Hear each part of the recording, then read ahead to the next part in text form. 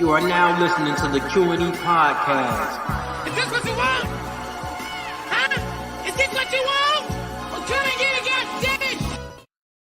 What's up, everybody? You're listening to the Q&E podcast. You're here with your boy Q Hicks right now. I got Edgar on the other line.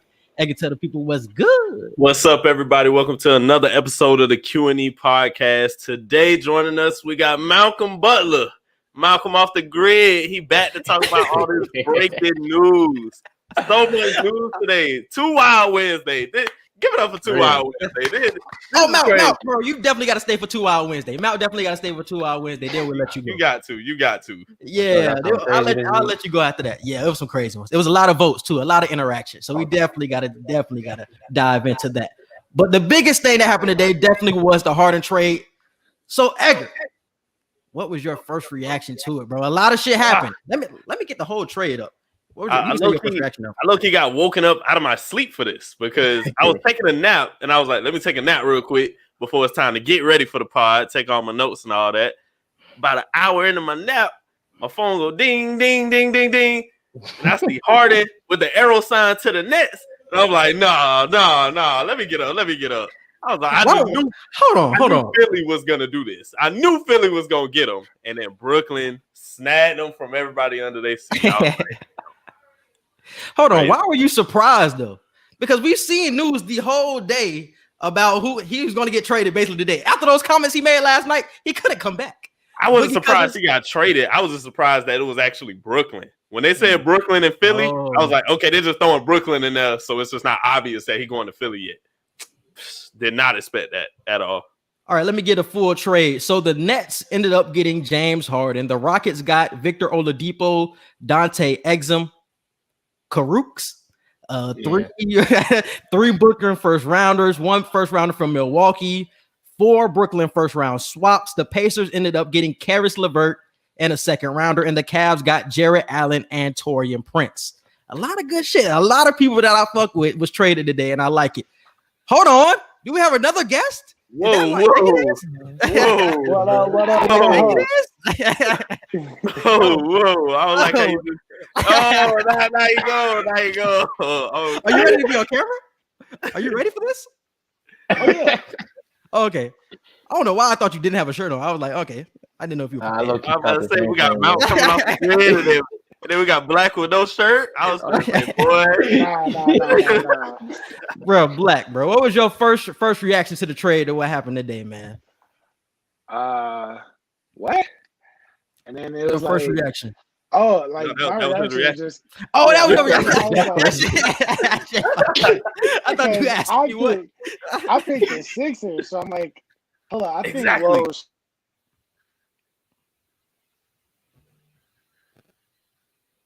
The boy ain't got no signal. Ain't got no signal, Black? I thought I can hear y'all. Y'all can hear Them me? AirPods, boy. Them AirPods ain't your friend right now. We'll let you get right, Black. We'll get you back. Technical difficulties. All right. So my first reaction to the trade was it was so much happening in a short amount of time, bro. And when we got the news, it was Harden gets traded to the Nets, but we didn't know who was going where. And then the first tweet after that was Karis LeVert was going to the Rockets. So boom, y'all already know I bang with Karis LeVert. Karis LeVert is my man. I said he was going to be the second best player on the Nets, which ended up coming true. But not the way he predicted. Not the way he predicted. Let's just put that out there. Okay. I don't give y'all the details. But look, he ends up going to the Rockets. Then he ends up getting traded to the Pacers. So I can't keep up with anything. Victor Oladipo ends up going to the Rockets. I love it for all parties except for the Cavs. I don't know why they got Jarrett Allen. Jarrett Allen is a good center, but you have Andre Drummond. Like, Bro. What type of offense are y'all running over there? That y'all need 2 centers like that, bro. So, Mount, what was your first reaction to the deal? I mean, I was definitely kind of sad for the Rockets. I thought them getting Ben Simmons or something like that would have been better, bro. And that was my thing too. I feel the same way. But bro, they got like 8 first-round picks though. Like, exactly. 4 first round and then Like 4 pick 3 swaps. first round from Brooklyn, 1 from Milwaukee, and then 4 swaps from Brooklyn. Yeah.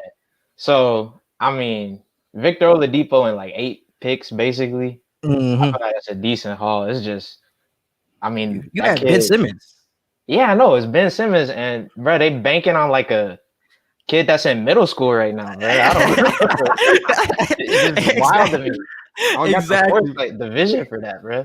And that was my biggest problem because Brooklyn is not new to these type of deals. We seen this back when they were doing it with Paul Pierce bro. and it was KD. Like they're not afraid of trading everything to get Exactly. an aging superstar. So I'm not mad at Brooklyn. They are trying to win right now, but it's just like you are banking on a middle schooler, right? And you could have had the chance to get Ben Simmons. Ben Simmons alone, to me, I think would have been a better trade than what they got, in my opinion. I think most definitely. But y'all feel the same way? Okay. Yeah. Well, I don't know, because like for the fit right now, Ben Simmons and John Wall is like. Oh yeah, John Wall out of there. Like. I don't see John Wall staying. No. Yeah. John Wall We could trade John Wall again. They probably have to deal with each other for this season. They probably would have had to deal with each other for this season. But after this, like, John Wall not staying permanently. He goes. Yeah, like, we have to free Ben, and you're not. That's what I'm saying. Yeah. Like, currently, that would have been terrible. But yeah, like he 30 something too. So yeah, he definitely got to be gone. Yeah. Yeah, Ben Simmons. And the thing is with Philly and why the Philly trade didn't ended up going through, because it was between Philly and Brooklyn, is because the Rockets wanted Tyrese Maxey, they wanted Matisse Thybulle, they wanted a lot of first rounders, and they wanted Ben. So they wanted everything plus Ben as well. So that's why that trade didn't end up going through. Plus, I also heard it was a lot of high-end beef going on from the organization with Houston and the organization of Philly. With the way they was trying to go about Morey is with the Rockets right now. Yeah, they want to trade him to Morey. So they didn't want to do that Morey trade. Yeah, which didn't make sense to me because like you're getting Ben Simmons, like fuck all that bullshit. As long as you're getting the player that you want in the future, that's what should be the most important. That front office beef be real. Yeah, that front office beef. So out of the whole totality of the trade, who do you guys think are the winners and losers of the deal? You can say players or you can say the teams on who won. I'll let Mal go first. Okay. I think the obvious loser is definitely the Cavs. Most definitely. Like, bro, they got Andre Drummond. Now they got Jared Allen, and they had I think they got JaVale McGee too.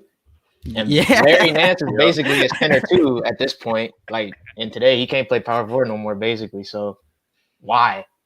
I don't get that. But and who won the trade to you? I mean, I guess right now Brooklyn, but you know, like I said, I don't got the vision to know if the Rockets won or not, right? Hey, but from the Cavs' perspective, they did only give up like Dante Exum and that Carups dude. So it's like you get rid of them two, and then you end up getting a good center in Jared Allen. I mean, Andre Drummond is going to be a free agent after the season, so you have your center of the future at least. That's not going to be the offense for all with the Twin Towers and shit like that. So I will shoot them that type of bail. And I would say Brooklyn is the winner of this trade too. I seen a lot of people saying it was the Rockets, but I truly think it's Brooklyn. I don't like putting all my stock in draft picks. I seen how that goes. It worked for Boston when Boston had ended up getting all those picks from Brooklyn. I think they ended up getting Tatum. Tatum was out of that. They ended up getting Jaylen Brown out of that deal. So it worked for Boston, but I don't think you should be banking on that. And I say the same thing for OKC too with all that collective. And I totally agree because I was telling Black on the TL earlier, I was like, y'all better hit with these draft picks because I honestly don't feel like y'all won the trade. And Black was telling me you don't got to hit with every single one, but at least 3. Like you got to hit with at least 3 of them if you're trying to like move the organization forward for the next few years. But I totally agree with you. I feel like Brooklyn won as far as like immediately trying to win because you got Harden and KD and Kyrie. Like that's damn near unstoppable, and you in the East. Yeah. So I feel like the Nets mostly won this trade. The Rockets came in second with the win, and then Pacers and then Cavs. Pacers got Karis LeVert in a second round pick. So Karis LeVert has his own team now, and he's in charge, and he gets to eat the way he wants to. And I feel like the future is bright for Houston. They just better make sure they hit. That boy Mount got some fans. We like it. We love to see it. We love to be see off it. the grid. I told y'all about me off the grid, bro. Hey, Black, you can hear us now? Black. That boy froze. Oh, he froze. Oh man, this man, I don't know, bro. tripping. Black ain't got no signal, He bro. don't got no signal over there. Man, oh man. So what? Let's move back to this Philly topic though, because I think that's the most interesting part to me. Did Philly miss out? Because you have Joel Embiid, you have Tobias Harris, you have a nice core right now with Seth Curry. I think if they get a Harden, they're in the finals this year, in my opinion, over the Nets. I think they're in the finals. So you would be have to give up a Maxey and a Ben Simmons, but would you think that would be worth it if they would have done it? If you're just banking on Harden and Joel Embiid and Tobias Harris and Seth Curry, like that's a nice squad. Only thing that would bother me with that is Joel Embiid has to stay healthy. If Joel Embiid, knock on wood, stays healthy the entire season, I totally agree with you. But his health is always a liability, especially when it comes to the middle of the season, trying to figure out where they're going to seed as far as playoff seeding goes. I mean, he's always ready come playoff time, but when it's after All-Star, either right before or right after All-Star break, we usually we don't see Joel Embiid for a certain amount of time. So it all just depends on where they're seated if that were to happen, but it depends on his health. Yeah, I think they kind of missed out if they wanted to win now, because I mean, I feel like James is a much better fit than Ben Simmons, but they've been playing pretty well. And that's what I was just going to ask you. What is your ceiling for Philly with this squad that they have now? Because like you said, they're first in the East now. Yeah, that's what I was about to say. Yeah, they're playing pretty well. So I guess if Seth can keep up this career year he's having, I feel like that's been the real difference for him this year. But I don't know. Real spicy take. I know everybody's going crazy right now because Harden is with Brooklyn, but Philly is still up there with them. I truly still believe Philly is still up there with them and can give them a run for their money because who is guarding Joel Embiid? Nobody's stopping him for Brooklyn at all. Nobody. And you have a Ben Simmons that you can at least throw at KD. Kyrie and Harden, it's just like it's going to be hard. It's going to be tough to stop them. It's so much firepower. But I think Philly is the one team that I can look at in the East and say that they can at least compete with the Nets because nobody can guard Joel Embiid. Do y'all see any other threats in the East for the Nets? Other than Philly, I think I said Boston a couple weeks ago. So Philly, Boston. Who else? Yeah, that's it, really. As far as like stopping the Nets. Oh, Milwaukee. I was about to say, man. Milwaukee keeping up with the Nets. Bro, Mount, we've talked about this before. Like, we tired of believing in Milwaukee and this bullshit that they do every year. Right. It just depends on Bud, bro. If Coach Bud decides he finally wants to like change up his game plan in the postseason and like actually coach, he won't. He probably won't.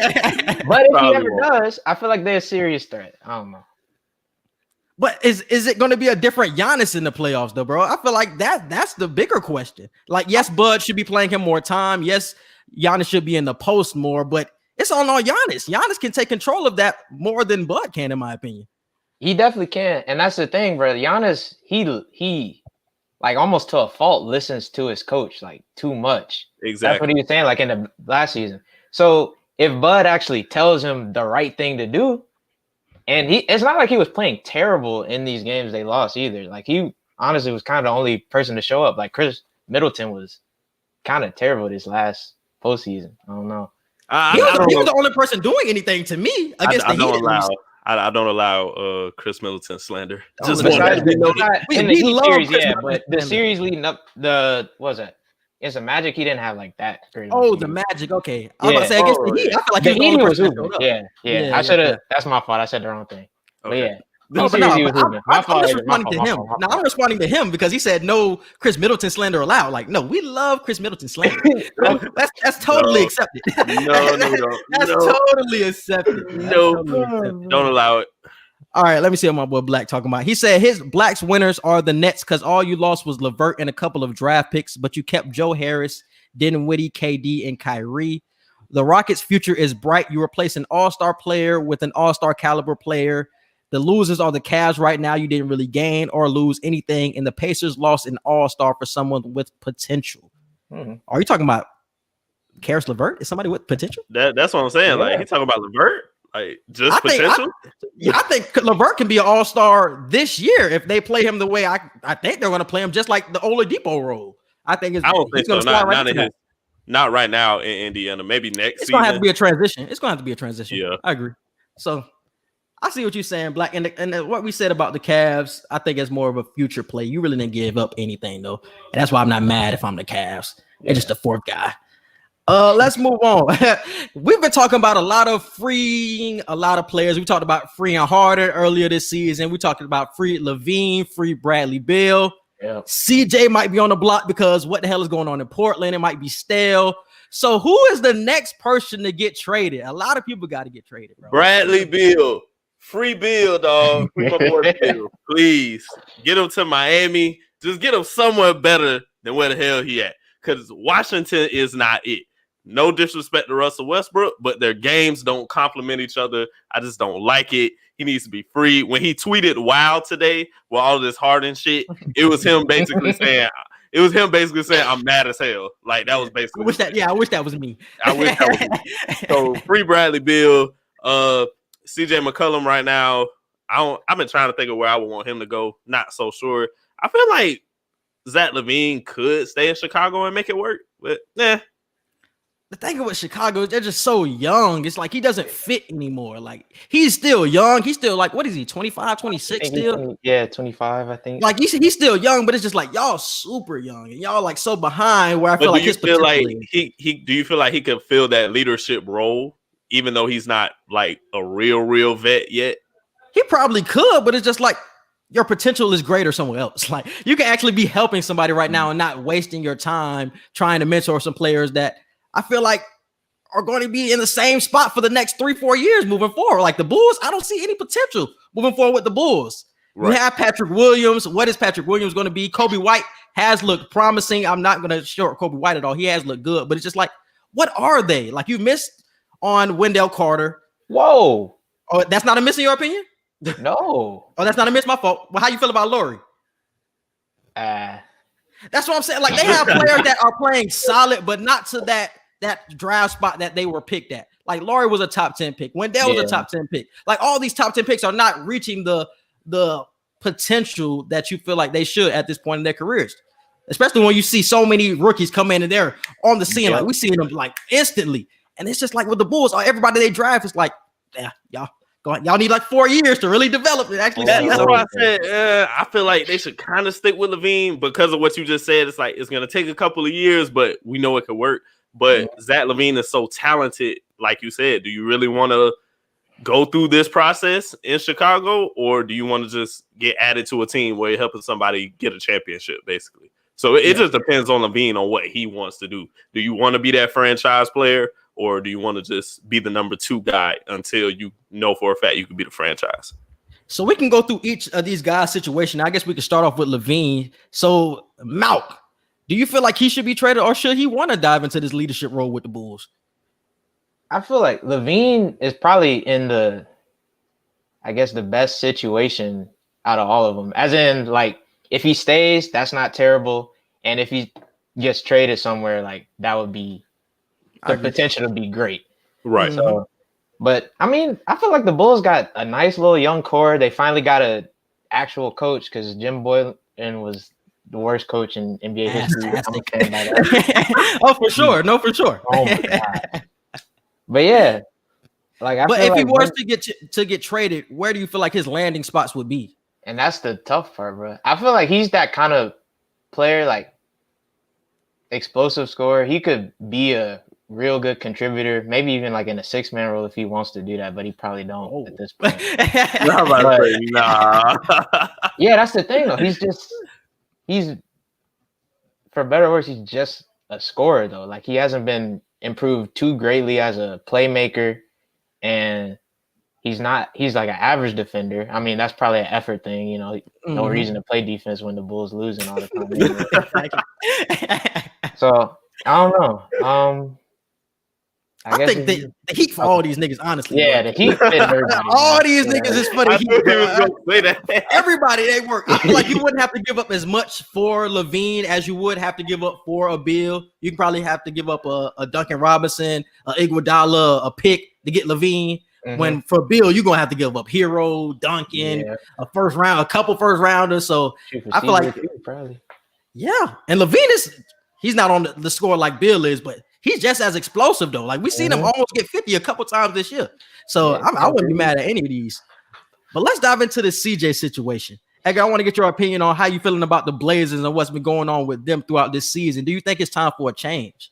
I do agree. I think Damian Lillard would stay between the two, between him and CJ. I feel like Damian Lillard, he's already said it in his career before. He doesn't want to chase rings, so he just wants to stay with the team he's been drafted to. You know, I don't blame him for that. The Trailblazers will always get to the playoffs as long as he's there.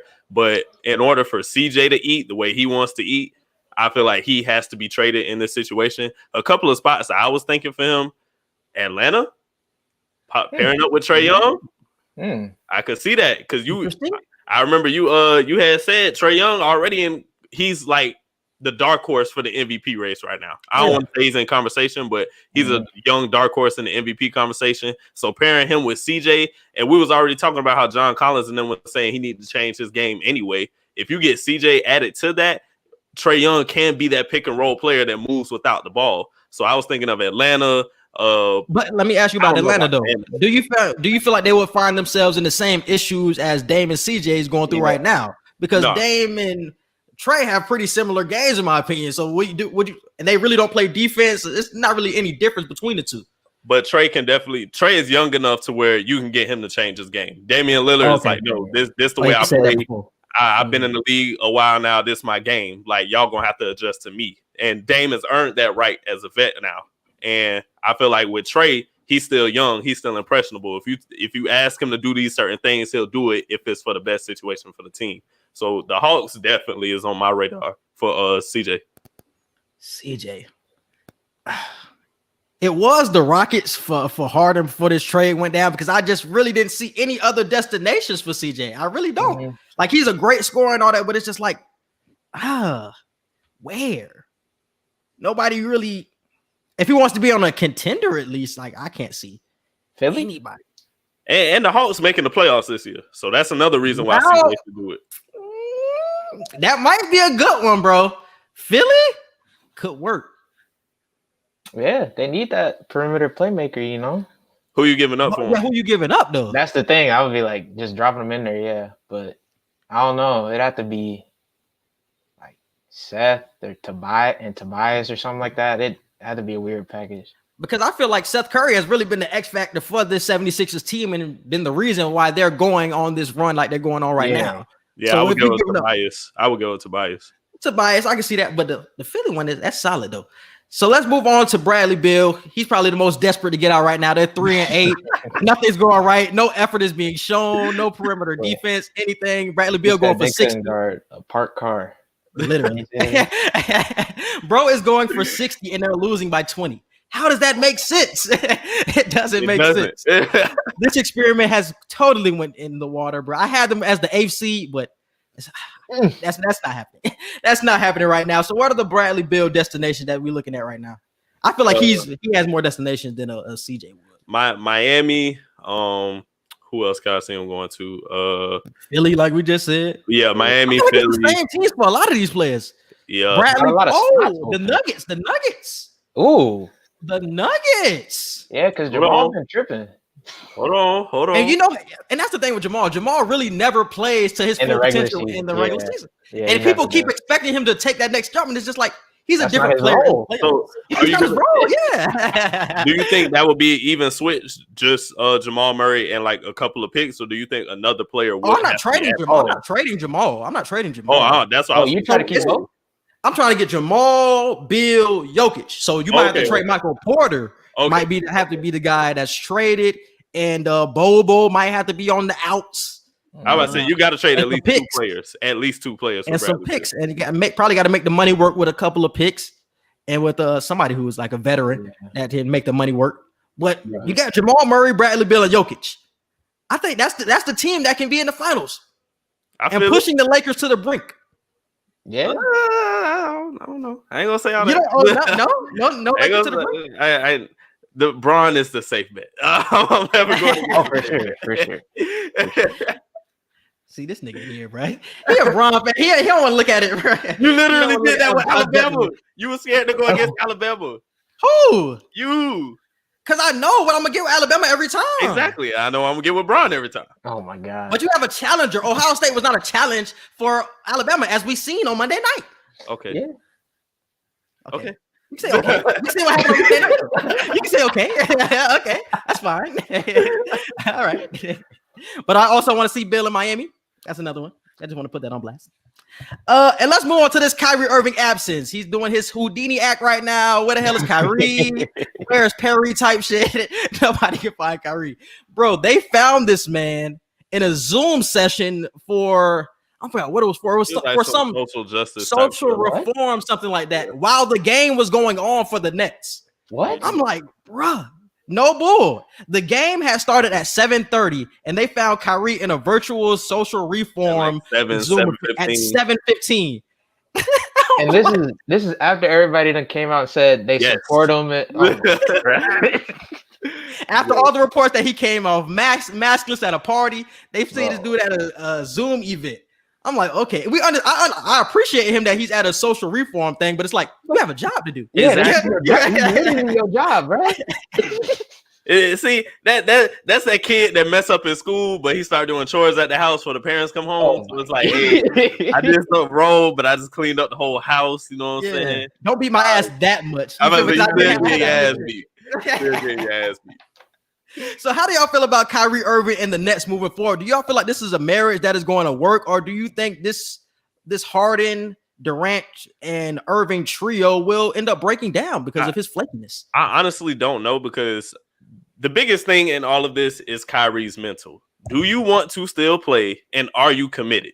Those are the two biggest questions. If we can get those questions answered by Kyrie, then we'll understand how this is going to work. If Kyrie wants to play, then hey, this will work. But if he doesn't, then shit, he got to retire, like Stephen A. said. My boy Rollins said he did that to get the James Harden trade. Hey. I feel like that's true too. I feel like it's some truth. Might not be wrong, boy. I feel like it's some truth to that, because he does this at the exact time where James Harden says, "Yeah, this team is done. I don't feel like the Rockets are going to do anything." Didn't this happen when Terry Rozier got sent to the Boston Celtics? Didn't he pull something around that time too?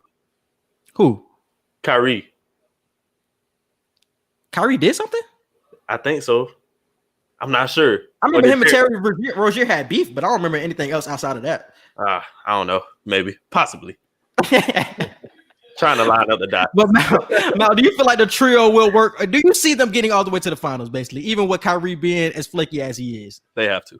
At their peak, yeah, it's like Hager said, it's championship or bust with that move. But do they have any excuses? No, not after this move. But the thing is, though, they got the three most wishy-washy superstars in NBA history, bro. Like, this is the crazy. Either they are gonna just gel like this because they all the same, or it's just not gonna work. It's either going to be perfect. It's either going to be perfect or it's going to be terrible. Yes, there's no in There's between. no in between.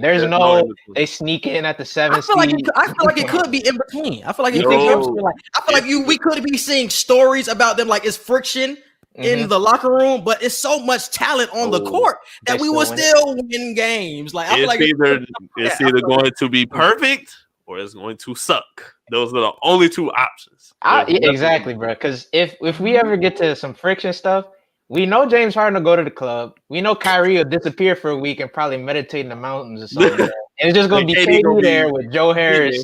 Yeah, bro. It's going to be tweeting how he upset about everything. Exactly, bro. Hey, and I feel like that was a problem in Houston, bro. James Harden was tired of seeing John Wall in the same strip clubs as him. He was like, "God, this nigga, you taking my strippers away from me. Leave."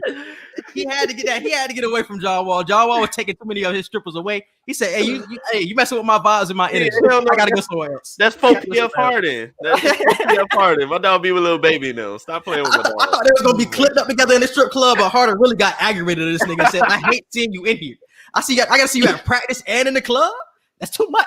That's too much. Where's the break? Where's the break, John? You taking my ball and you taking my ass? Exactly. Get out of here. Leave me alone.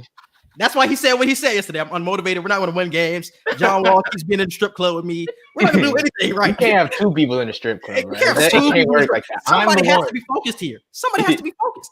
You're too focused on ass for me. For real, bro. All right. I think that's everything I have for the Harden trade. Let's move on to 2 Wild Wednesday. Mount, bro, you got to stay on for this one, bro. We got some wild ones for this one, bro. What we got? We got some real wild ones for this one. We have the basketball shit. We have some football shit. So we're going to dive into everything. Oh, damn. That shit's far down my timeline. Yeah. It was a whole lot of shit today. There was a lot of shit going on today. All right, bro. So the first one is Big Ben has played his last game in a Steeler uniform. Too wild or not too wild? Not too wild. I definitely see him. Do I see him playing one more year? Yes. Should he be playing one more year with the Steelers? No. They need to try to move on, but it's possible. I can't even see him playing outside of the Steelers. This is like me neither. Yeah. I mean, that was like Tom Brady, bro. Same thing, and then just that's true. He's here. What? You're Florida boy. Tom got goals in his team now. I can see that for Tom in the summer. I can see that for Tom. I can definitely see that, especially if they win. Yeah, Tom finna go crazy. He already hit up. He already hit up one of the linebackers on his IG story one day and was like, "What I got to do to get one of those grills?" I was like, "Oh Lord, oh no!" He brought with it. They ain't been a whole year yet. They already got some. About bro, how you feeling about Big Ben, bro? Especially after that performance that he showed on Sunday night. Man, I had the exact same thought as Edgar. Like, I want to say it's not too wild, and I really want him to retire because it's been too long. Then, yeah, but him and Phillip Rivers need to sit their ass down. Yeah, God damn, I'm tired of both of their ass. He probably gonna stay, bro. He like that money. Bro, they said his cap hit something crazy. He gonna get paid like $41 million next year if he stays on the books. And the Steelers got a lot of free agents. Steelers got a lot of free agents this year too. What you say? A lot of free agents? Mm-hmm. Man, so, I mean, they got a lot of money to throw at him, huh? But what would you do if you're the Steelers? Would you sign him back, or would you go somewhere young where you? I wouldn't. I just know what the Steelers are gonna do. They're probably gonna re-sign him. So franchise tag until they find a good draft pick. Not too wild. He does not need to be back. I'm tired of all of them. Let's move on to the next one. Deshaun Watson will be playing for the Miami Dolphins next season. Too wild or not too wild? Not too wild. I'm gonna go ahead and say that. I can see it happening. I already heard that a couple Dolphins players ain't all the way sold on Tua anyway.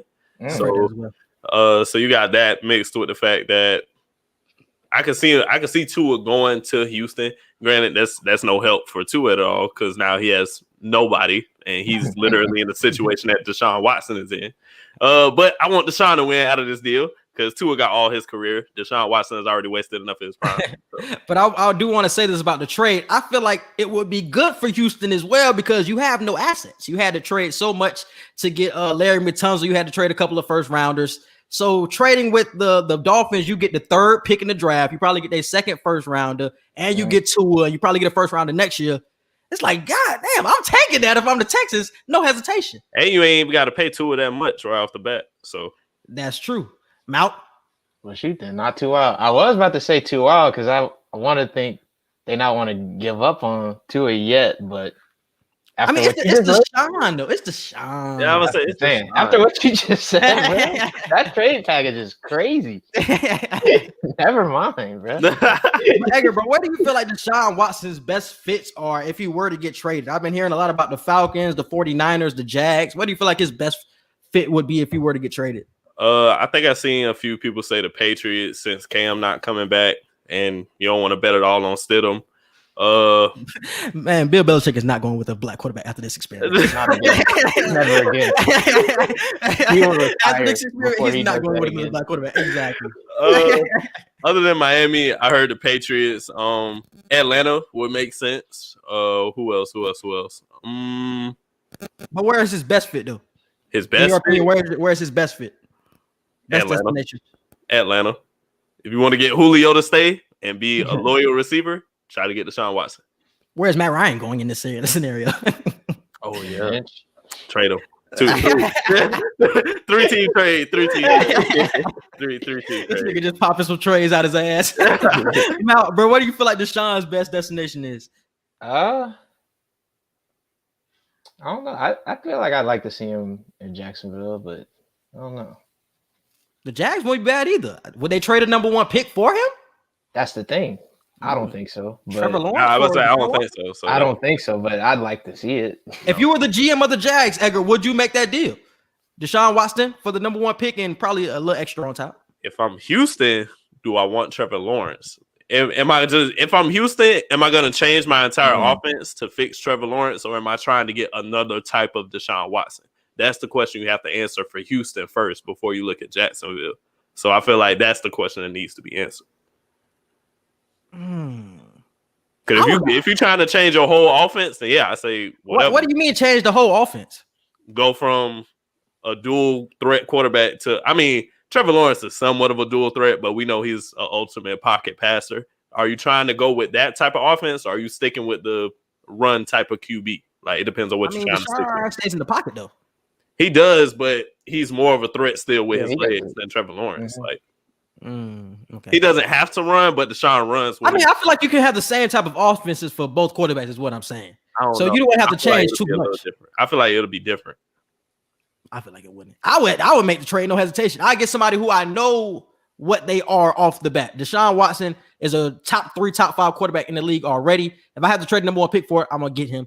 Trevor Lawrence, he will be good in this league, but he will have to take time to develop. Do you want to wait 4 years until he develops, or do you want to win right now? That's the question a lot of these teams have to answer. I would do it. Like I said, I would do it, but I don't know. Mount, would you do it? I feel like it depends on you said sprinkle a little bit on the top, but it depends on what that is. I don't know the details. Yeah. But if it's just straight up for a number 1 pick, I don't think so. I don't know, but yeah, I feel it. All right, let's move on. The Browns have a chance at the Cinderella story playoff run. Too wild or not too wild?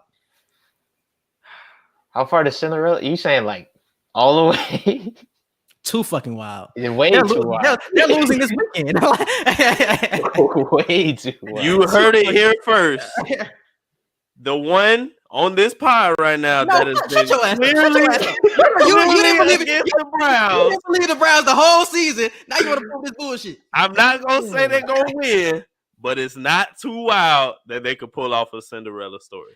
You heard it here first. What is Cinderella in your That's opinion? what I was asking. Like, What is it Cinderella like winning it all? He made this question. Going all the way to the Super Bowl. But you didn't say all the way. You said they're not even gonna win this game. What are you talking about? You just said they're not gonna win this game. I said it's not too wild that they can. That's the point of too wild and not too wild. It's not an absolute. You just said that Cinderella meant that they would go all the way to the Super Bowl, and then you said I don't even know if they're gonna win this game. No, I'm not Cinderella. I'm not picking them to win. I made the poll. That don't mean that's what I think. But you said not too wild. No, do you understand what I'm saying? It's not too wild. It's not too wild to think that. That's what I'm saying. It's not too wild to think that. It's not too wild to think that. I'm not picking the Browns to win, but it's not too crazy. He always finds loopholes and shit, bro. That's what I'm saying. He finds loopholes to spin shit his way. It's not too wild to say that. It's not too wild to say that. It ain't too wild to say that if you're a delusional Browns fan, but for the rest of us, you're not. I'm saying for them over there. I don't want to put you over there, Edgar, but he didn't believe the Browns the whole season, but he want to come with this bullshit. Like, come on, knock it off. Don't be surprised if it's a game when it shouldn't be a game. That's all I'm finna say. I wouldn't be surprised. I can see that. Yeah, those games. But you said Super Bowl. That's why I said not too wild. If they beat the Chiefs, then these niggas going to the Super Bowl. Okay, if they beat the Chiefs, I'm just gonna give them the Super Bowl. Are they beating Lamar Jackson? If he beats Patrick Mahomes and the Kansas City Chiefs in Kansas City, yeah, I'm giving them the nod over Lamar. Yes. That ain't happening though. You're right. Wow. and I haven't been saying the percentages. This was actually 50-50%. Really? For Too Not Wild too and Not wild. I told you. Wow. Brown, no, because he tagged so much Brown shit. It was hashtag Browns, hashtag Baker Mayfield, hashtag He Cleveland. was recruiting. There was a lot of Browns input in this. There was a whole lot of Browns input. So they was like, oh yeah. After they beat the Steelers the way they did, it was like, oh yeah, we definitely better go all the way. We going all the way. Nah. Well, what's been the percentages though on these? Yeah, for the Deshaun Watson to Miami, that was 52% Too Wild. And that was 110 votes. That was probably the most. That was 100, yeah. And for the Big Ben one, it was 93% Not Too Wild. That shit was crazy. I think I was the only person to pick Too Wild because I didn't want the whole thing to be Not Too Wild. But yeah, I think that shit would have been 100% if I didn't click Too Wild. So yeah. All right, let's move on to the next one. Baltimore is the most dangerous team in the playoffs, and they will make it to the Super Bowl. Too Wild and Not Too Wild. Too wild. Most dangerous team is Kansas City Chiefs. Point blank period. After what I seen this weekend, Malk. That's what most dangerous, meaning like sneaky upset pick or something. The best Yeah. team. The best team in the playoffs. That's what he now- had. Okay, so that's a different question to me. Best team in the playoffs, I feel like, is Kansas City. No, I didn't say. I said most dangerous. If you're the But, most dangerous, you're the best team. No, it doesn't. Malk, what does it mean? Dangerous team does not mean that you're the best. It means you're sneaky. Like I'm not looking out. I'm not really looking at you, but damn, you on my ass. Like you're dangerous. I feel like dangerous. Yeah, dangerous and dark horse. Like I kind of think of them the same. Okay. And I see what you mean. if that's what we going with, then yeah, Not Too Wild. But y'all missed and they will make it to the Super Bowl. I also put. Oh that yeah, in. see, Well, see, yeah, that's what he does. He puts two things. I put the whole thing in there. Yes. I know you put two things in there because somebody might agree with the first part and then they might not agree with the second part, and then they have no got choice. it Too Wild. They Put Too have no Wild choice. in, nigga. I ain't telling you not to put Not Too Wild. Super Bowl. I don't think they going to the Super Bowl. Okay, put Too Wild. You put two whole questions into one poll. I did what I had to do. He talking about me having loopholes. That's where he gets you at. He put two whole questions in one poll, and then you ain't got no choice but to answer one question. Man, y'all need to get the wording straight on these polls. Exactly. I understood the question. If you don't agree with if you don't agree with the full statement, put Too Wild. Put Too Wild, nigga. They're too wild. Too wild. Yeah. Oh man, I put Not Too Wild. You made it. Huh? No. It's something that I make that I feel like are too wild all the back. But this one, Yeah, I feel like it's not too wild. It's not too wild for this one. Malk. see, this He is two doesn't know. questions. You are throwing me know. off, bro. It's the two questions. You put two questions. So will the Baltimore Ravens? Because I feel like we all feel like they're a dangerous team. So will the Ravens make it to the Super Bowl? Let's simplify it. Niggas can't handle complex questions. Just say Okay. no. All right. I feel like it's too wild because of the Chiefs, but like I wouldn't be too surprised if I saw it. I don't know. So not too wild. Yeah, it's not too wild. No, if you feel like it was too wild, say too wild. Don't let this nigga bait you into saying He just said It's not too wild. wild. It's not too wild. He said Not too too wild. wild, but I wouldn't be surprised if they did it. So not too wild. So what did you say? So what did Edgar say? I said too wild. You said too wild. So not too wild for me. And that was 57% too wild. Next one. Green Bay will be a one and done in the playoffs. They play the Rams this weekend. Too wild or not too wild? What did I vote for that? The Rams? I don't even remember what I voted. But now that you asked Not me too again, wild. I'm gonna say too wild. I got faith in A-Rod and the Rams. How that Rams defense looking though? That Rams defense looking crazy. Aaron Donald coming back, but he's still injured, so he ain't 100%. 80% Aaron Donald still gonna be on your ass. I know, but Jared Goff still got the thumb issue. That's true too. That's true. Cooper Kupp still questionable, low key. They say he coming back, but he's still questionable. But you beat a good Seattle team with all those mishaps. That Seattle defense was terrible. I don't want to hear that. That defense, they didn't give up that many points. That game was terrible. what was the score with the Seattle game? I don't even Now remember. I gotta look it up because I don't remember their defense being that bad. It was a terrible game. Plus, I did the poll of which defense was going to be better, and damn near everybody picked the Rams defense. And I was like, nah, Seattle defense going to snap. and they didn't And that off. they snapped it on, bro. Once I seen Russ throw that pick six to the crib, I was like, yeah. Oh yeah, that screen pass. Yeah. I feel you. But I got trust in A-Rod. A-Rod will deliver. He's a bad man. So I put not too wild. Mount What was the question again? Is Green Bay will be a one and done in the playoffs, meaning they will play one game and then get out of there. yeah, not too wild. Not too wild.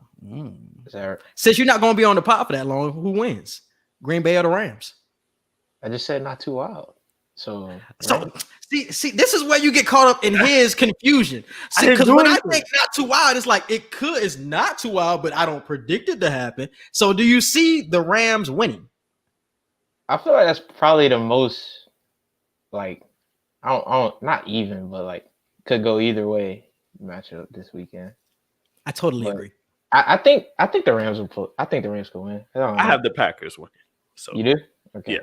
yeah. We'll dive more in depth. The SEC will always reign supreme unless the college football playoff expands. Too wild or not too wild? Not too wild. Not too wild. Not too wild at all. They've won 11 of the last 15 national championship games. Yeah. So I think it's more SEC bias and the committee. and the committee. oh yeah. I mean, But honestly, who It's beat biased these for a dudes? reason. Yeah, I'm about to say they biased for a reason. who's beating Alabama? They're beating the SEC, other SEC teams, but who's beating Alabama? Clemson. Like, because out of those 11 championships you just said, 7 of those have come from Alabama. Mm-hmm. So is the SEC really reigning supreme or just Alabama? I mean, they're the SEC. Yeah. So No, but I'm saying, like, is it just Alabama really reigning supreme, or is it the whole SEC? I would say the whole SEC just because Yeah. it's still the toughest conference in all of college football. And no matter what other conference you are, even if you win, 9 times out of 10, you're not going to get an easy game against a SEC team. Mm-hmm. Every now and then, like every couple years or so, you might have a team that just blow out an SEC team. But for the most part, you finna play your ass off if you play anybody from the SEC in a playoff game at least. I think it's more than Alabama that's holding the damn SEC up. Other than LSU, it's usually like once in a while another SEC team pops up, whether it's an Auburn in 2014 or in 2010 or LSU last year. Like they just pop up on the scene, SEC team. But other than that, it's usually just Alabama really carrying the SEC for themselves. Well, and everybody just trying to get to that tier. Yeah, it's Alabama and someone else though. Like it's never just Alabama. It's just that Alabama's always there. They're always the best, but like they're every year. I mean, you know, like LSU might be trash a year, but then they'll be crazy another year. I'm not even gonna put the Gators up there because they just break my heart. Stop, like you said. If it hurts you to talk about it, just don't talk about it. Like, Okay, you're Hey, right. I felt the pain in I my had to let the pain out, Edgar. That's what it was, right? If This it is what hurts, this platform is for. This if platform it is for. hurts to talk about it, just don't discuss it, please. All right. Everybody can't bottle up their emotions like you. You have to let it out. This is what this platform is for. All right, brother. And that was 83% not too wild. Devontae Smith is the greatest wide receiver to play college football. Too wild or not too wild? Not too wild. I can't think of any others right now off the top of my head, but I was thinking about it. I was like, he definitely top 5. I can't think of anybody. I think he's definitely number 1. I can't think of anybody else who was that dominant throughout college. Randy Moss in college was crazy. Who else in college was crazy? I guess people have built in the accolades as well. Damn, who else was crazy in college? Damn, they had a whole list. They had like a list of like 5 receivers that was going crazy in college. I can't think of them off the top of my head. But none of them have Heismans. And I think that's the accolade that puts everybody that's why he's in the top 5 off rip because he got a Heisman. So how does that not put him in the top 3? If he has a Heisman. He might be top. I'm giving him top 5 off of the fact I can't think of nobody else right now. So I'm leaving room. But I'm pretty sure even after you look up Odell? Nah, he wasn't that crazy. Like he wasn't going crazy in college though. Julio? He was going more crazy in the NFL than he did in college. That's what I say about him.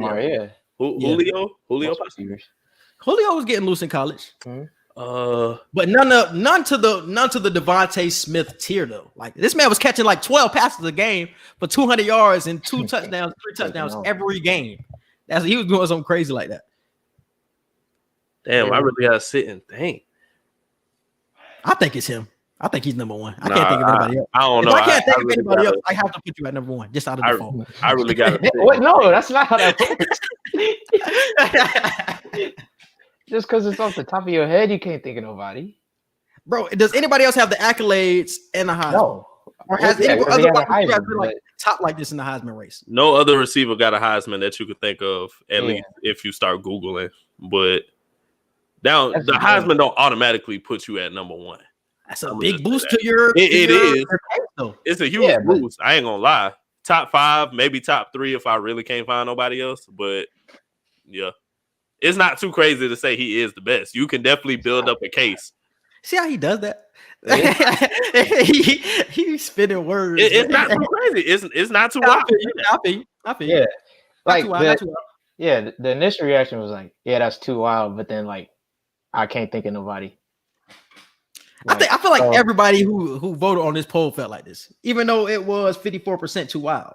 I feel like they just hit Alabama at this point. A lot of people said. I'm pretty sure a lot of people said too wild because they're like us. They're like, wait, I can't think of. It got to be somebody, though, right? Yeah, that's what it is. They're like, I know I can think of somebody. We can't say that though. We can't say that because then we're just like we're shortchanging him. Yeah, we just put it like an asterisk by it. Like we'll get back to you. That's why I put not too wild because the few receivers that I could think of, I'm like, okay, yeah, but if we just give it into him because the Heisman, if we're really looking at talent for talent, then that's when the real debate. But I'm looking at talent.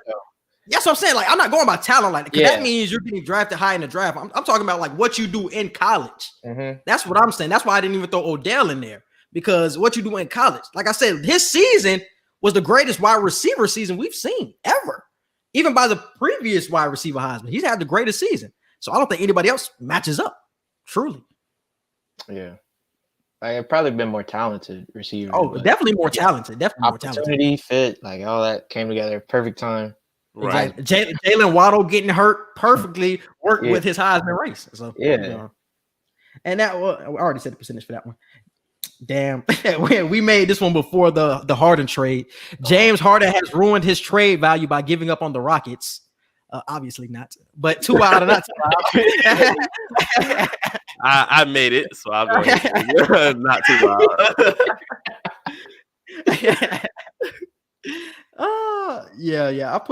You said has ruined his trade value, so I put too wild anyway.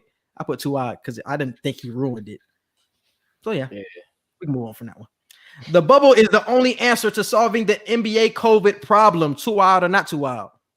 Not too wild. Gotta have bubbles. Matt, what do you feel like should be next? Do you feel like quad bubbles should be next? What do you think the NBA should do from now on? I mean, I guess they got to basically lock them up, bro, with nothing but a basketball. Because I mean, this would have worked if everybody was just like doing what they were supposed to do. I was about to say doing what they were supposed to do. If they was doing what they're supposed to do, we would have been fine. We wouldn't need it. But I guess he's don't listen, so we gotta. How do we know it's the players and it's just not the world we're living in right now?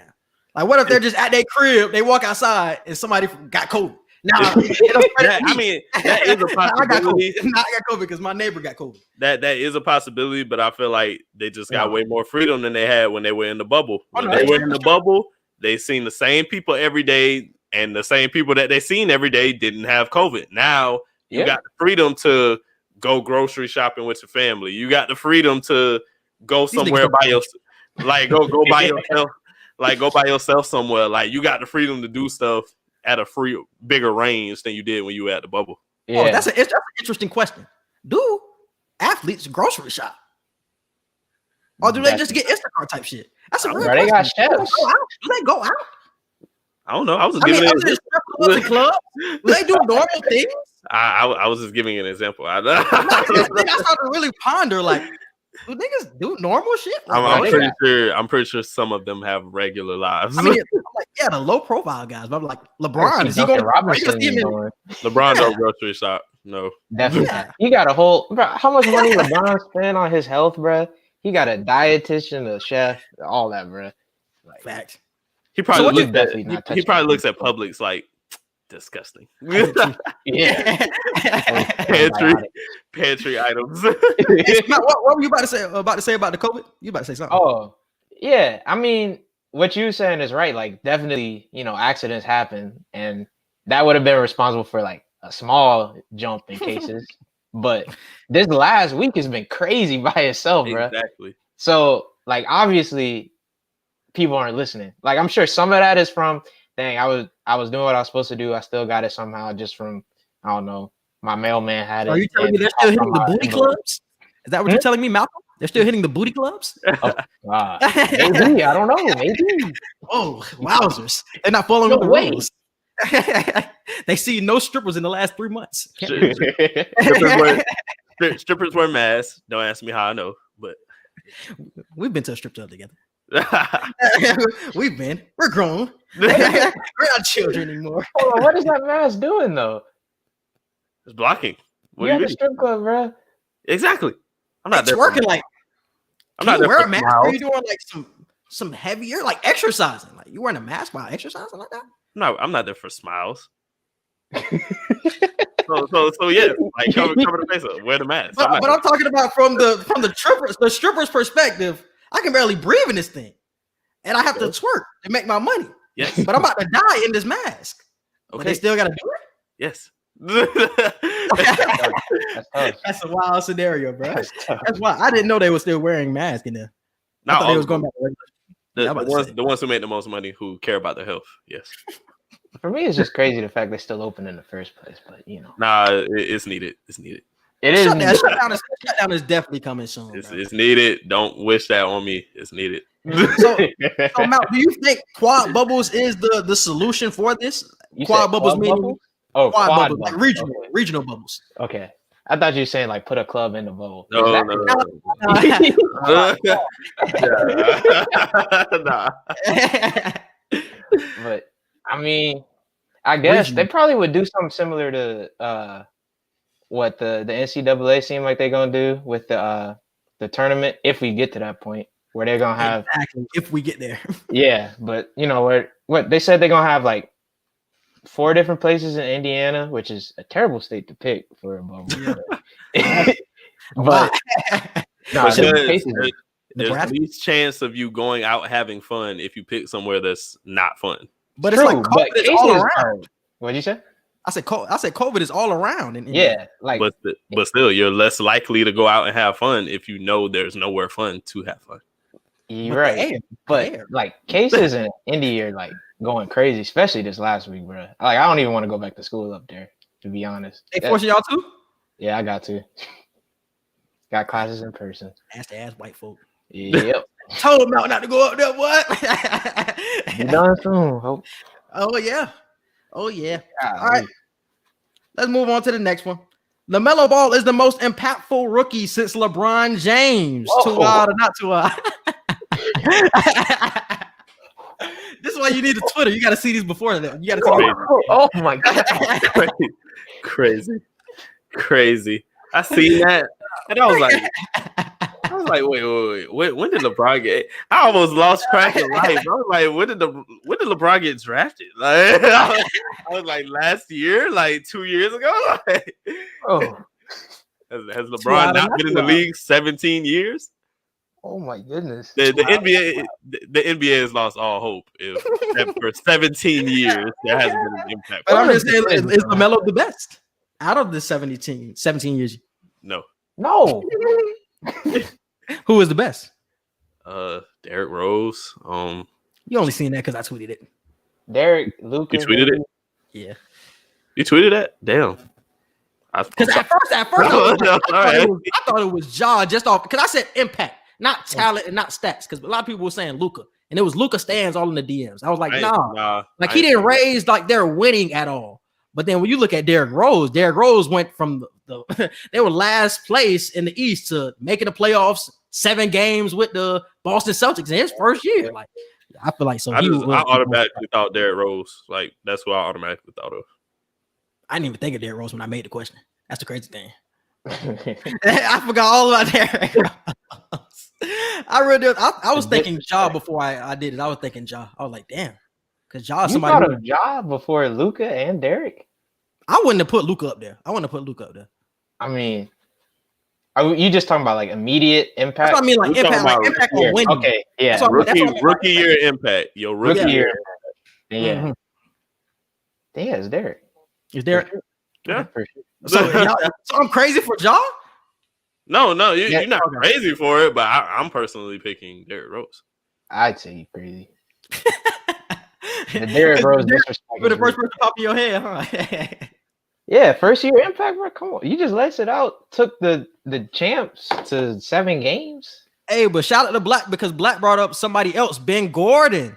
I didn't even think about it. He won 6th man of the year in his rookie year, and I think they went from like the 3rd pick to being the 4th seed in the East his rookie year. He took him to the 4th seed, and that team was not know that. Why did you know so much about Ben Gordon? I don't know. He's like, I had to look it up just to see how Ben Gordon was. Crazy. I hate Ben Gordon when he played. I hated Ben Yeah, Gordon. I did not like him with. I was never crazy about it, bro. So shout out to Black for that when he can't be on, but at least I got his opinion on that. The random facts. Facts. All right, next one. The Wizards. But how do y'all feel about LaMelo Ball before we move on? Like, because his impact on winning is crazy right now. Like, they suck. Without him, they suck. Yeah. Best ball brother, without a doubt. I hate when y'all say that shit. Like, can we just say the dude is a great player and just move on? No, it's true. Brothers, bro. That's been his whole life. Exactly. It just hurts for Lonzo. I love Lonzo. He's just not aggressive, and that's the difference between the two. Yes. LaMelo got way more freedom, and it's showing. Because Lonzo, when they played each other, bro, the other day, Lonzo just looked like, I don't know, he just looked like he was out there. He didn't look like he was a 5th guy. He's just passing it around. That's what Lonzo is, though. He's like the guy that gets everybody involved. He's not aggressive enough. Bro, I seen like 2 games after that game, though, where Lonzo has so many looks when he drives to the basket and he chooses to kick out. That's what I mean. Like, I hate that. I'm like, bro, you were literally wide open. Like, why did you just kick it back out? Yes, bro. And he's finishing so much better this year, too. Like, his percentage finishing at the rim was terrible. But this year, he's like, what is it, like 50 something? Almost 60, I want to say. And he's hitting the mid-range now. Yeah, so shoot the ball. Shoot the ball. He just shoots so many threes when he can get into the mid-range and he can finish better. I feel like it has to be coaching at this point. Like, they're telling them, look for BI and Zion. I don't give a damn. If I got an open lane to the basket, I'm taking it. You're just going to have to take me out of the game. Yeah, he definitely should. He tripping, bro. I don't know. What you said, what Rollin talking about? That's what Lonzo became. He was supposed to be a star. He lost his confidence. I honestly think he's gaining his confidence back more right now, but it's just like his aggressiveness never was really there after UCLA. He was aggressive. Bro, I don't know. That first year, in LA before Bron came, like we could see something coming. And then Bron came, and I feel like, having all the expectations on you that you get less freedom. It's like when Tony Parker first came in the league and Pop took him out for literally everything, bro. Yeah. Like, you saw how long it took for Tony to be great after that. Like, it took years and years, and I guess that's what Lonzo working on right now. Yeah, but I don't know. That's what happens because it's just like Malk said. It's the freedom. LaMelo gets to do whatever he wants on the court. He can make mistakes. He can make mistakes. He's cool, bro. I can rebound. I can get it off. I can turn it over. I'm gonna stay in. I'm free. I can shoot the ball, air ball. I'm still cool. Yeah. Lonzo, bro. It's just the aggressiveness. This is his 4th year, yes? Yeah. I hope it ain't 5th. 5th feels like a lot. It's his 4th year. It's 4th year. So I predicted him to be my breakout player of the year, and he's really hurting me right now. Yeah. I'm like, damn, like he's hitting threes more, he's finishing better. Just like, nigga, do more. Like, please shoot. Yes. Like, I feel like y'all can be a playoff team if Lonzo is really going for real. Yeah. And I hate their starting lineup, bro. Have you seen their starting lineup? It's pretty awkward. Bledsoe, Lonzo. Yeah. First off, Bledsoe. I hate him so much, bro. Literally. That is my least favorite point guard in the league. Oh my gosh. Why are you not starting JJ Reddick or Josh Hart? These niggas are starting Eric Bledsoe next to Lonzo Ball. Why? Yeah. I'm doing Josh Hart immediately. Josh Hart. Yes. Yep. They get me upset. Fuck it. Let's move on. And then JJ Reddick coming in off of the bench for the 2nd unit. Yep. Yeah, man. We all so. And then cut. Yes, thank you, Rob. I love the Bledsoe. And that's what's funny. I rock with Bledsoe when he was at Kentucky. In LA, I rock with Bledsoe. But after Even on Phoenix, I was cool with him. Phoenix, yes. But it just went downhill from there. Literally, bro. Just downhill. Terrible. Man, all the headaches this man has caused in Milwaukee, bro. Oh my god! Every time the playoffs roll around, I'm like, they might as well just cut him. Facts. He's not gonna show up at all, bro. Just don't play him, man. You'd be better playing Pat Connaughton at point guard. Real deal. DiVincenzo. Probably. All right, the next one. I think this is the last one. The Wizards will free Bradley Beal by the trade deadline. 2 out or not 2 out? Not 2 out. Free my dog. It has to happen. I'm speaking it into existence. I'm praying it happens. So not 2 out. Not 2 out. Either that or they not 2 out, but I hope they somehow make up a trade to get some defense on the roster, bro. That's what they no interior presence at all. They can't guard a park car. Thomas Bryant. Yeah, Thomas Bryant just got hurt. What'd you say, Edgar? They can't guard a parked car. Yep, right. But yeah, and Thomas Bryant just went down too, and that was like maybe the one person in the starting five that played defense. So and they look better without Bledsoe. Not Bledsoe, but without Westbrook. Like every time Westbrook doesn't play, they win. What is this? Like I don't understand, bro. But that's the thing, though. I seen some like Westbrook by minutes, like on-off numbers. I think they're better when he's on the floor. It's just they still don't win like the game. Yeah, which is weird because you would think that would even out to wins, but like I don't know.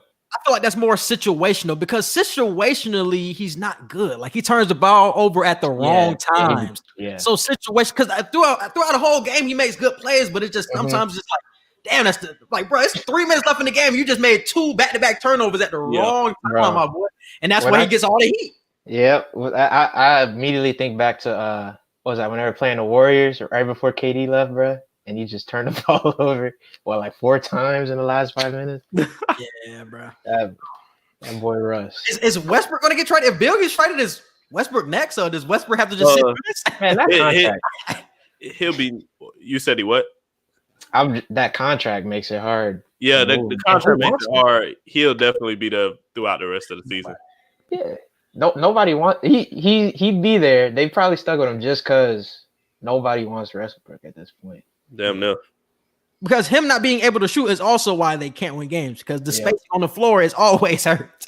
Like you have to be able to shoot in this NBA, bro. They're sagging off you so much. You have to be able to shoot, bro. And he's not making them pay for it. He's shooting that broke elbow pull up, bro. And his jump shot doesn't look bad, and that's what always kills me. Like he has a good jump shot. It just never goes in. It's looked pretty for so long, and it's just never got any better, bro. Except in some Rico Hines off-season videos, bro. Everybody look good at Rico Hines. Everybody look good in the Red Room. Everybody look good at Rico Hines, bro. When All-star in Rico Hines. When it come to Rex on the ball, everybody look great. Everybody said Melo was going to come back in the league and start dropping 30. I was like, he's playing in the rec room with a hoodie on. Hey, you see Rico Hines that got signed to the Kings or something like that? Yeah, he on the Kings. That was what last year. He been there. I'm like, look what happened when you just just directing. Countdown from 10. 10. He never gets below 7. He never gets below 7. Somebody shoots. All right, I feel you. All right, Mount, bro. Look like that's it, bro. Right. You good? You good? You trying to say what's some last words? I mean, watch the social media. You want to get that before you leave? No. What's the point, bro? Yeah, he's off the grid. He's off the grid. Off the grid, Mount, man. Off the grid, Mount. Once he's off of here, you're never seeing him again. Oh, Mount, bro. We definitely appreciate you coming on, bro. Come back anytime, bro. You love your takes, bro. We love your takes. Appreciate y'all, bro. It's always fun. All right, bro. Yes, sir. All right, bro. Let's dive into some NFL, man. A lot of people came here for the NFL. Let's talk about the games of the week. So we have the first one is the Bucks versus Saints. How you feeling about it, bro? I know you're nervous, bro. I know you're nervous as hell after what happened in the season. I'm nervous. Saints beat us twice already this season. Third time's the charm, they always say. So let's hope that we don't get swept in this situation.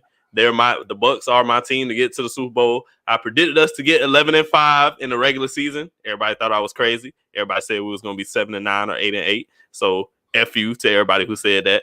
But yeah, I don't see no reason to not win the game. The Saints always fold, and I'm praying on that. and that's why it's like I feel like the Saints should beat y'all, but it's just like it's the Saints. Like it's nothing else that I can really say other than that. So I'm rocking out with the Bucks in this game, which is weird, bro. Because like I just said, like I really don't feel like y'all should win. But Drew Brees, that pressure should be getting on him on Saturday. Mm-hmm. We play on Saturday, right? Saturday or Sunday? We play Sunday. Yeah, that pressure should be on him on Sunday, bro. And I expected a good game at all. Cause y'all offense is really what's changed from y'all first two matchups. I feel like it's way more motion in the offense now. Antonio Brown has become more incorporated. Godwin has become more incorporated. But Godwin got to work on his hands. That nigga dropped so many balls on damn Saturday. I feel like that was just a one-time thing. That hardly to never happens with Chris Godwin. I feel like that was Chris Godwin's first playoff game in his career. So I'm gonna just give that to playoff jitters, and he was nervous, but they can't cut it no more. You used to or not. You got one playoff game under your belt. On to the next week. Chris Godwin has some of the best hands in the league, as far as I'm concerned. Tom Brady has co-signed that, so I feel like that was just first playoff game jitters. Everybody will be all right. And I love the way they incorporated Leonard Fournette as the starting running back last week against Washington. I feel like they should definitely do that again against New Orleans with how they got Cam Jordan and the rest of his D-line set up. Y'all almost lost to a nigga named Heineken. That's what blew me on Saturday night. That nigga was getting loose on y'all, bro. That nigga was getting loose on y'all. I tweeted, I said, boy, one thing about being a Bucks fan, you just can't be too happy. How I knew that Denisha was going to be one of the people that commented. She's a Saints fan. Hey, it's funny because Malcolm's Saints fan too, and I didn't get his opinion, but he just said they were going to fold very quietly. Hey, Malk, you better pray hard. You know how they do. But what were you saying, bro? What were you saying? Being a Bucks fan, you can't never be too happy too soon. Like I'm not happy 9 times out of 10 until it's like the last 2 to 4 minutes of a game, and I know we got the lead. That's really when I'm happy as a Bucks fan. Throughout the rest of the game, I'm like, no, I'm not. I'm never gonna have that mentality of, oh yeah, this us. We got this game. Blah, blah. I'm never gonna do that. I'm just a Bucks fan. I got too much PTSD. Y'all got the GOAT though. We're the Bucks. And that's what I'm saying. Y'all have the GOAT though. Like y'all can't have the same excuses that y'all had before with the GOAT. That's why I don't trash talk as a Bucks fan. Like I'm not one of those Bucks fans that trash talk. I've been seeing a lot of Saints fans trash talking me, and I'm like, all right, Denisha be trash talking. I'm like, okay, I ain't gonna say nothing. Because if we lose, I don't want you sitting here saying that I was saying anything crazy. Shout out to Jabril Muhammad, my brother. Oh yeah. Die-hard Saints fan. I tell him all the time, hey, y'all go home every year too. Y'all just go home after we go home. Like that's oh, that's funny as hell. All right, bro. Let's move on to the next game, bro. We got the Ravens versus the Chiefs. The Ravens really surprised me on Saturday or Sunday, whenever they played, because I picked the Titans to win. I thought the Derrick Henry was going to run all over them, but that defense really impressed me, bro. What was your reaction to what you seen on Sunday? Lamar Jackson answered the call that I said he had to answer earlier this season. Defenses have figured you out. You are no longer a surprise in the NFL. Everyone got film on you now. Denisha talk about but yeah, everybody has figured you out. Everybody knows how you play. The only thing you can do is elevate your play style and make it even harder for him. And that's exactly what he did on Sunday. Rushed for more yards than Derrick Henry did by over, I don't know how many yards he rushed more than over 100 because Derrick Henry only had like 40 yards. Exactly. So it was amazing to see. Very few errors from Lamar, and he got that hump off his back of he can't win a playoff game. So I'm glad he changed that narrative about himself. Do you think that game would have been an indictment on his career? Do you think he would have started to really hear the rumors like, oh, he really can't win in this league in the playoffs? It wouldn't have been an indictment, but it would have made a huge statement on what his career is so far from what we've seen. And like you said, it wouldn't have just ultimately said he can't win in this league, but he would have had the narrative for a while now that he just can't win. Like maybe he can in the future, but right now, from what we've seen the past 3 years, he can't win in the playoffs. So it wouldn't have been an indictment, but it definitely would have been an asterisk by his name.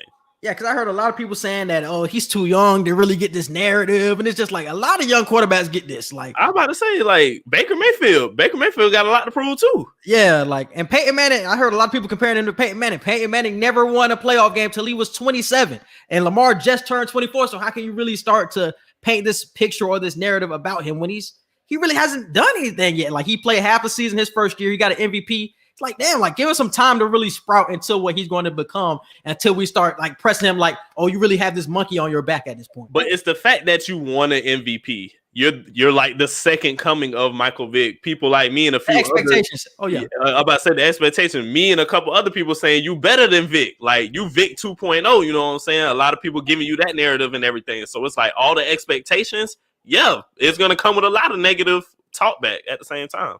Yeah. So I was happy that he won the game. Most definitely, got to show love to all the black, because he when he did that, he just pushing the black quarterback revolution forward. Exactly, that's what really did it, and that's why it was hurting me so much when they were talking about it. Just because it's a black man they talking about, man, it's a white man. Them niggas would have slid it under the rug. They would have let him like have some time in the league before they actually started to criticize. But man, it's the black man. They getting the pressure immediately when they see some type of success. So I'm glad he got that monkey off his back. So what do you expect? I put Ravens versus Chiefs, but it's Ravens versus Bills out of this game that's coming up on Saturday. I got the Bills winning. Lamar Jackson made a very key statement this week saying that this is going to be his first time playing in snow, which is hard to believe because he's played in Louisville like for a couple years, and then you played in Baltimore already for a few years now, and you still never played in snow yet. That's crazy to me. So I feel like, and Josh Allen has played in snow. Louisville is in Kentucky. Louisville, they don't see that much snow. It definitely snow in Kentucky. Like it definitely snow. I got family that stay in Kentucky. It snows like crazy in Kentucky. Like especially around that area. That's why I was like, in November. Time period? Okay, it may not be crazy snow, but you're seeing snow. Like that's the crazy part. That's why I'm like, you've never played in snow at all, not even once. As opposed to Josh Allen, like where did Josh Allen? I think he played in Wyoming.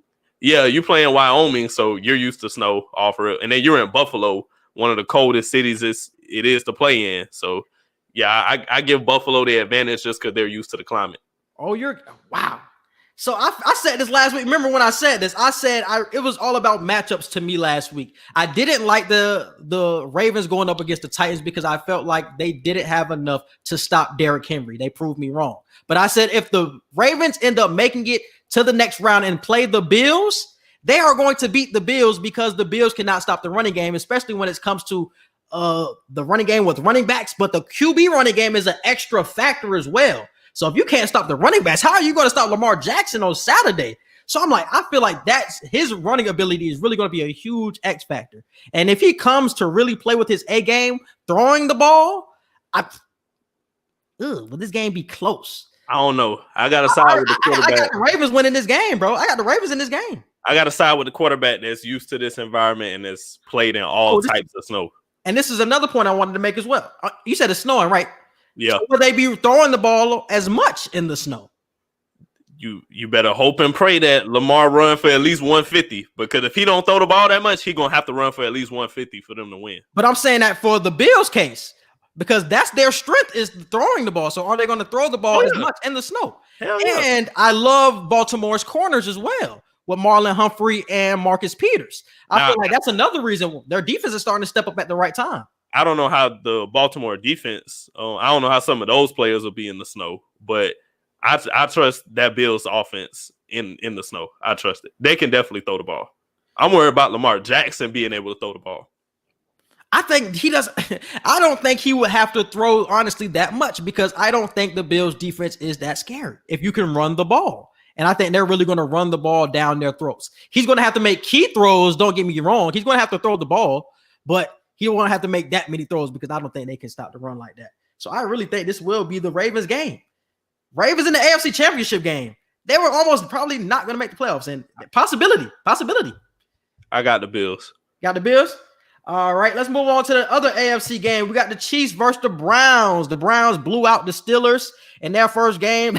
That shocked everybody. 28-0, all that bullshit. Get Big Ben up out of here. But how do you feel about the Browns going up against the Chiefs now, number 1 seed in the AFC? The Browns have nothing to lose. That's how they're playing right now. And when you play a team that has nothing to lose, that all the odds are against, that people don't care if they win or if they go home, they're going to play you with lights out performance. You're just going to see it. Baker Mayfield has been doing very well. I'm proud to see that he's actually playing at a high level. You got Jarvis Landry. You got that dangerous running game with Nick Chubb and Kareem Hunt. It's going to be crazy. But I trust Pat Mahomes. I trust Tyreek. I trust Kelsey. I trust all them boys. Clyde Edwards-Helaire. I trust all them boys that they're going to get the job done. They are still the most powerful team in football right now. They're the best team in football. I don't see them losing. And we have to give credit to the Browns as well because they played without their coach on Sunday, and they played without a couple of key players. They didn't have their starting cornerback, Denzel Ward, and they didn't have one of their starting offensive linemen as well, and still thoroughly dominated this game. Yes. So I got to give a huge shout out to Baker Mayfield and the Browns for what they did on Sunday, man. But I'm going to rock out with the Chiefs, just like for what you said. They're the best team. Do you think this game will be close? I do. I think this will surprisingly be a close game. I think the Browns' running attack will be the X factor, but I don't think Baker Mayfield can make enough throws. I think they will win the Chiefs will win the game by 2+ touchdowns. So that's how I feel about the game. Let's move on to the other game in the NFC. We got the Packers versus Rams. We already talked about it a little bit, but what do you foresee for this matchup? It's going to be a tough fight, but I see A-Rod winning it. He's a bad man, and I put a poll on Twitter today of who needs a second Super Bowl more, Aaron Rodgers or Drew Brees. I personally feel like Drew Brees because Drew Brees has been in better situations to win a ring as opposed to Aaron Rodgers. He's been in way more playoff situations where he could have gotten to the Super Bowl than A-Rod. Has he? He has. Ooh, we just talked about how the Saints always blow it. They always get in situations where they could have got to the Super Bowl and they didn't. When the Packers I'm thinking about those early 2010s when they were 7-9, felt like every year. Recently, it's definitely Drew Brees, but in the early 2010s, it was really Aaron Rodgers who was coming up short. And I can still say Aaron Rodgers because it's not like they haven't been making the playoffs. They still have been there throughout this whole time. But the Saints have still been the better team. If you put team against team, the Saints have still been a better team. It's just you bank on Aaron Rodgers leading you to the promised land a lot more, as opposed to with Drew Brees. You got Michael Thomas, you got Alvin Kamara, you got a great defensive line to complement your offense, and you got Sean Payton, that head coach. So it's like, A-Rod with the Superman cape or a complete team in the New Orleans Saints. I really think it's A-Rod who has the most pressure on him right now, bro. A-Rod has to get it done. I mean, he has more time. I think this is Drew Brees' last year anyway. But I don't think Drew Brees has anything to prove. Like he's won a championship. He has all the passing yards, all those type of accolades. We haven't really expected anything else out of Drew Brees. I don't feel like. Yes, he has come up short. Yes, he has come up short in some big scenarios, but I don't feel like he has the pressure like a Aaron Rodgers. I really don't. When it comes to A-Rod, what has been one of the main things we've always said? Get this man some help. Yes, you have Devontae Adams. You say it every time. You have to overcome. You do, but still, the organization has to be held accountable at some point. I expect you to overcome, but that don't mean that gives the organization a path to just not help you out. Like, no. They should have gotten him more help, whether it was a running back. I mean, granted, they got Aaron Jones now, but they could have definitely got some more running help for him. They definitely could have got a number 2 receiver for him to complement Devontae Adams. There's definitely a lot of things that front office could have done to put A-Rod in more Drew Brees-like situations where he could have at least got to the Super Bowl again. I feel like those are excuses, bro. I feel like he still had opportunities where he could have got there. He had the defense to get there, but he came up short.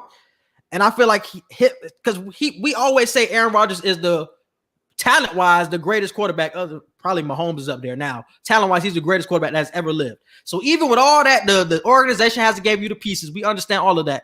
We still expect you and we hold you to a higher standard, higher than Drew Brees. So we expect more out of you, and we have not seen it. And that's why I say it's more pressure on Aaron Rodgers right now to get out of the playoffs and get into the Super Bowl. I don't know. I feel different. I feel like it's Drew Brees. Like, bro, you got the team, you got the coach, you got the defense. Like, just execute. Lead them to the Super Bowl, and they fold. Whether it'll be one play that everybody just feels changes the whole game, when in reality they should be in the lead in whatever game they're in. You know what I'm saying? And that's happened repeatedly now a few times, or they've just gotten beat in a situation where they should have won. And that could become the expectation for Drew Brees, and that's probably why I don't feel like it's that we expect that much out of Drew Brees, because the expectation is he is going to fold. So why is it pressure on him? And when the expectation has become he's going to fold, so why am I like looking at Drew Brees like, oh, the pressure is on him? It's like I already know what he's going to do. So why am I surprised when he comes up short, when he's done this for the past 3-4 years now? It's just like, okay. But Aaron Rodgers, you haven't come up short like a Drew Brees. There's been other reasons why you haven't gotten there. So I think the pressure is on him. I have the Rams winning this game, surprisingly. I think that defense is going to be on that nigga head, though. I think that defense is going to be on him. And I think Jalen Ramsey is really going to be playing sticky defense on Devontae. And who else will he throw to, like you said? Who was the other weapons? Well, we will see. We definitely will see. I'm ready for that matchup, because Jalen Ramsey has shut down every receiver this year. The receiver he's shut down the most, I want to say, is DK. I'll take that to the chin, because I've been saying DK the best receiver in the league, at least top 3. You know what I'm saying? So I feel like Jalen Ramsey is going to have a great performance, but I feel like Devontae Adams ain't going to make it easy for him. Jalen Ramsey has held DK to only 40-something yards out of 3 games. He held Mike Evans to 40 yards in their last game that they played against each other. Just literally every receiver has not touched over 60 yards. Mm-hmm. All right, bro. So we already gave our predictions, so I guess we can move on to our conference championship matchups. You had picked the Bucks and you picked the Packers. Who do you have winning out of that? I got the Bucks beating the Packers and going to the Super Bowl. And in the AFC, I'll have it the Chiefs and the Bills, and I got the Chiefs winning. So Bucks and the Chiefs in the Super Bowl. Bucks and the Chiefs. I had the Bucks winning as well as the Rams, and I also had the Ravens winning with the Chiefs. I have the Chiefs getting back to the Super Bowl. I have the Rams. Getting to the Super Bowl. Crazy as fuck. I feel like they shouldn't be there, but I told you, like, matchup wise, I feel like they're gonna get there. I told you like 3 or 4 weeks ago, like the Rams are kind of top 3 team in the NFC, and at that time, like, it sounded crazy because you still had the Saints doing well, and then you got the Bucks, you got the Packers. Seattle didn't go on their terrible slope just yet. So, you know, there were definitely still other teams you could point at, but I pointed at LA and I was like, the Rams are a top 3 team in the NFC. I said the Packers, the Rams, and the Bucks. So I totally agree. I ain't mad at you for picking the Rams on that. The only thing I have a problem with the Rams, and the reason why I think they can fall short, is just Jared Goff and the injury as well. He was already average when he was playing healthy. So you add on the injury, it's like, this nigga looked ass on Saturday. I don't know how they won. That defense really saved them. It was the defense. At the end. It was definitely defense. It was definitely that defense, bro. So it's gonna be interesting to see, bro. They're gonna go as far as Jared Goff's taking them, because I think the defense. But one thing I want to say, a big question that we all have to start answering: can Russell Wilson win without a Legion of Boom defense? Can he actually win when the defense is meh or when the defense is terrible? Because most of Russell Wilson's career, perfect defense. Less than perfect, but still top 5 or 6 defense. Go down a little bit more, little bit more. And each time it goes down, it gets a little bit worse as it goes for playoff runs. You know what I'm saying? So we have to start answering that question. What can Russell Wilson do when it's just the offense that's booming? That's a good question. I feel like right now we getting the answer that not much. Because this is probably the most explosive offense he's had in a very long time, and they still did nothing.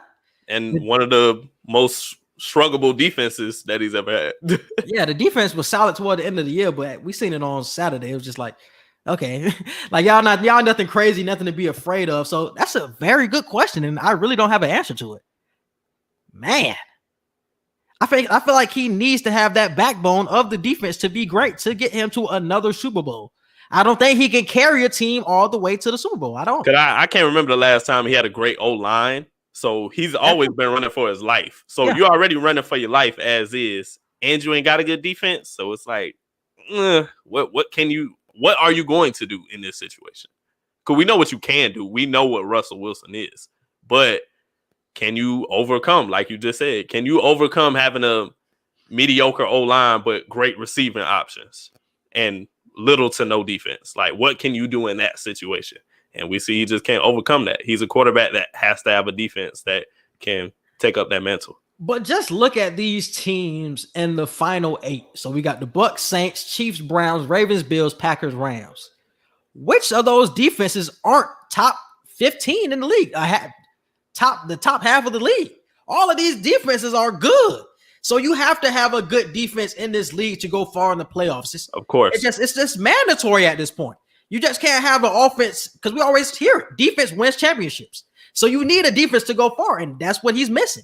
That's why he went far early in his career, and that's why he's coming up short now. The final 8 teams that I'm looking at all have good defenses or are playing well right now. The Bills and the Ravens playing well right now. The Chiefs defense playing well right now. So just looking at it, that's what I would say. So you have to have a good defense to go far in the playoffs, and he hasn't had that. Because out of all the teams left in the playoffs, the team with the worst defense out of all of them will probably be Tampa Bay. And their defense is still top 10. Yeah, definitely. That's what I said. All of them have to be top half. They're all in the top half of the NFL in terms of defense, bro. So you have to have that at least to get far in the playoffs. So that's a good question, though. I ain't even think of that. And all right, bro, let's move on to the national championship game. We got to talk about it that long. It's a beat down. Alabama thumped that shit. How you feel? Neither one of them my team, but I picked Ohio State because I went with the underdog. I was just like, yeah, let's make it an interesting game. Let me go with the team that nobody is talking big shit before the game. Y'all was talking big shit for the game, so I'm glad Alabama thumped y'all shit. Cause I was trying to build a case. Hold on. I just thought about this. Why is Denisha a Saints fan and an Alabama fan? I don't know. That don't make no sense. I don't know. Nobody likes Alabama unless you're from there, and I feel like I don't know. I have to ask her. I'm gonna call her later and ask her. That's a real question. I said the same thing. I was like, she a Saints fan and an Alabama fan, but she from Florida. You only rolled with them because they was good. I caught on to your plan. I got on the Saints when they won the Super Bowl and been with the Saints ever since. And the same thing with the Tide. Good question. I gotta ask her that when we get off. That's a real deal question, bro. That's a real deal question. I was so sad when Trey Sermon got hurt because I was the one telling everybody that Trey Sermon was going to be the one who had an explosive game to help Ohio State win. So the fact that he was out in the first quarter within the first 5 minutes of the game, damn near, it was just sad to see. I didn't read up on his injury report on what's actually wrong with him since the game, but I'm praying he okay. Justin Fields. It was like a shoulder, like a torn labrum, I think, something like that. Justin Fields tried his hardest, but Alabama reigned supreme and roll tide. Yeah, bro. I don't have anything to say. I expected this, honestly. I didn't think it would be that close. Jalen Waddle played, and he didn't really make that much of an impact, but still, it was still a dominant performance from him. Jalen Waddle should not have touched the field. He should not have touched the field.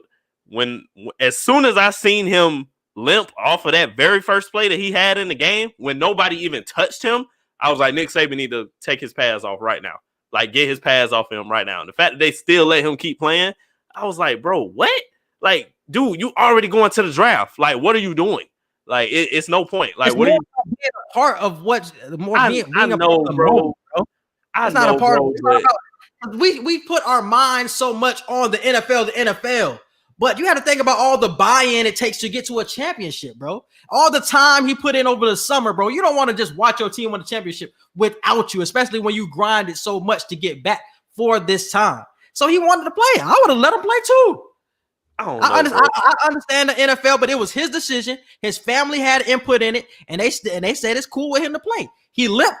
I understand he limped. He wasn't 100% at all. But I had no problem after every play he was in, he was limping off the field. I was like, I see the heart. I get it. I love the heart that you got for the game. But, bro, there comes a time and a place where you just got to put your health first. After that first play, at least I would have anyway. I would have been like, okay, I contributed. I gave that one play. I see that I'm not 100% and I'm limping. I literally can't even run a full route correctly. I'm not going to keep putting myself out here. Because what if Jalen Waddle would have got hurt? What would have been said if Jalen Waddle would have got hurt in that game? He got hurt. He wanted to play. It was on him. It would have been it was his decision, bro. It was his decision. But what a lot of people not have been saying that the NCAA don't care about these players. How could Nick Saban let his player go out there limping, knowing that he's hurt? Thank you. He didn't have to play. He didn't have to play. But I just told you he's bought in this whole season to play. You don't grind all this time not to be a part of a championship team, bro. You don't want to just a ring just for standing on the sideline, bro. You want to be a part of that. You're fine. It's not always about the NFL. We know I'm pretty sure he would have been fine if he slipped through the draft as long as he contributed to the championship. We know your Alabama contributions. Bro. We know what you've done since you've been here. Like, we get it, bro. It don't matter what we think. It's what he thinks. He didn't thought he was validated. He wouldn't have thought he was validated if he didn't play in that championship or contribute at all. If he would have got hurt, it would have been an uproar. I'm telling you that right now. It wouldn't have been no. It wouldn't have been no. Oh, he chose to play. It's still you love to see the heart. We all seen NFL players literally tweeting, bro, what are you doing? Like, bro, it ain't worth it. Like, don't do it. The fact that NFL players are saying that, I feel like we have to come to an agreement that because they're thinking it from a money perspective and NFL perspective when Jalen Waddle is not thinking about that, bro. He's not thinking about that. He's thinking about I want to help my team right now. If I get hurt and I fall down the draft, fuck it. As long as I play for my team and I contributed to this team and to this championship, this is my legacy. Man, winning 2 championships at Alabama, bro, I can never get this time back in my life.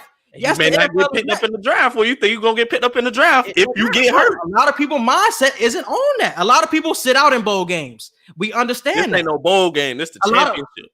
Okay, that's what I'm saying. This is an even bigger game than just a regular bowl game. So that's what I'm saying. Like, it's bigger than just, the money. He wants to contribute, and this is his legacy, bro. You don't get this time back. You don't. I understand. I understand where y'all come. I understand where y'all coming from. NFL, he's gonna be a first round pick, whatever. But you can't get this college time back, bro. You can't. You can't, bro. Understandable. I just personally would have did it. If it was me, if I was the coach, I'd have pulled him out. If I was the player, I'd have been like, Coach, I can't do it.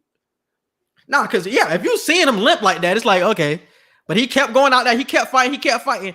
And I feel like somebody had to have told him, you can't hurt it more than it's already hurt. Somebody had to have told him that. There's no way he went out there knowing he was risking to get hurt again. Somebody had to tell him you can't get hurt more than you're already hurt. Somebody had to tell him that. And that's what I was thinking about in the back of my mind. Denisha, y'all coming for me and I don't like that. It's like it doesn't make sense. It doesn't make sense. It doesn't at all. I would cue. Shout out to Shario. Shout out to my man Shario. I told Shario we're gonna get him a segment. He the one who brought up D Rose. He was the one who brought up D Rose when I had brought up that. Okay. So shout out to Shario for that. Most definitely. And I want to talk about social media wants to know as well. You had put a couple of questions on the page. Let me run through those real quick. Who's the best freshman in college basketball? I think I picked Jalen Suggs on that poll. Ooh, wow.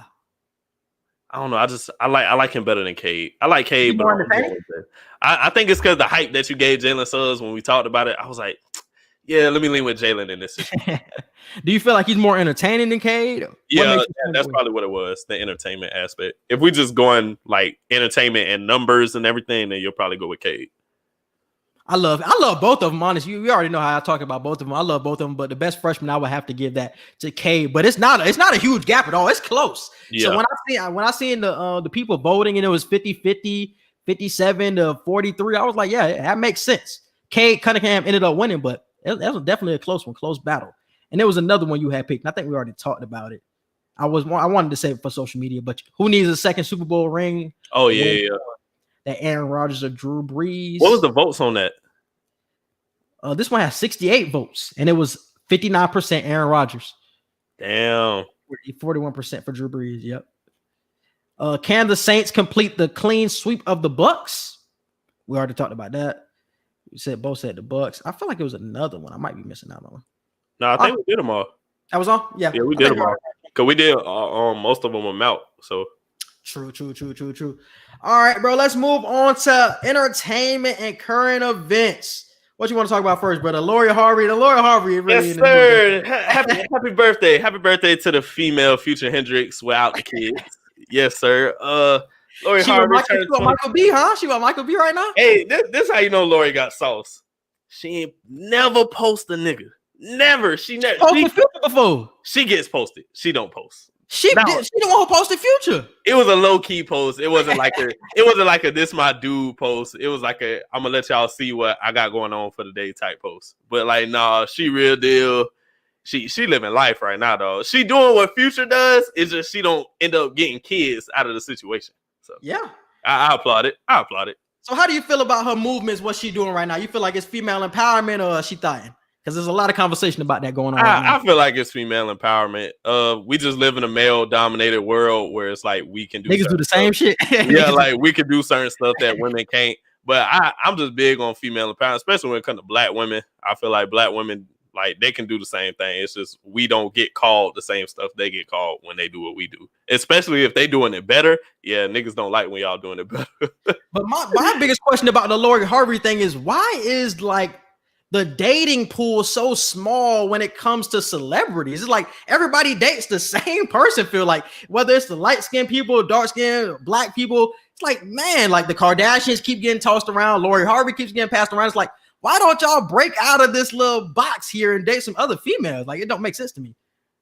Well, for the most part, you date who's in your category for the most part. That's really, yes, we love Lori. Yes, we do. Happy birthday to her again. She turned 24. But it's just you date people in your class, and most of the time you already know who with who, and you already know what scandal is going to be big. So why not just deal with the people that always are dating? You know, you can't date Jade because Jade ain't going to cheat on Baby, but Baby going to cheat on Jade. When Ari got a nigga, she got a nigga. She ain't cheating. When she's single, she's single. Right now, she got a nigga.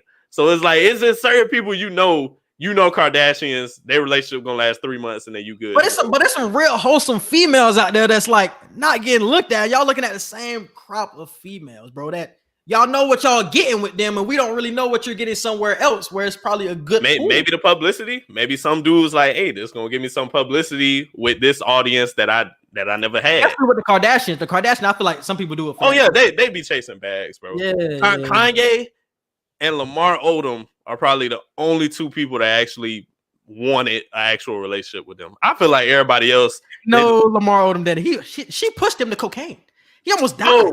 No, we're not blaming Chloe for that. We're not blaming Chloe for that. Died in a brothel.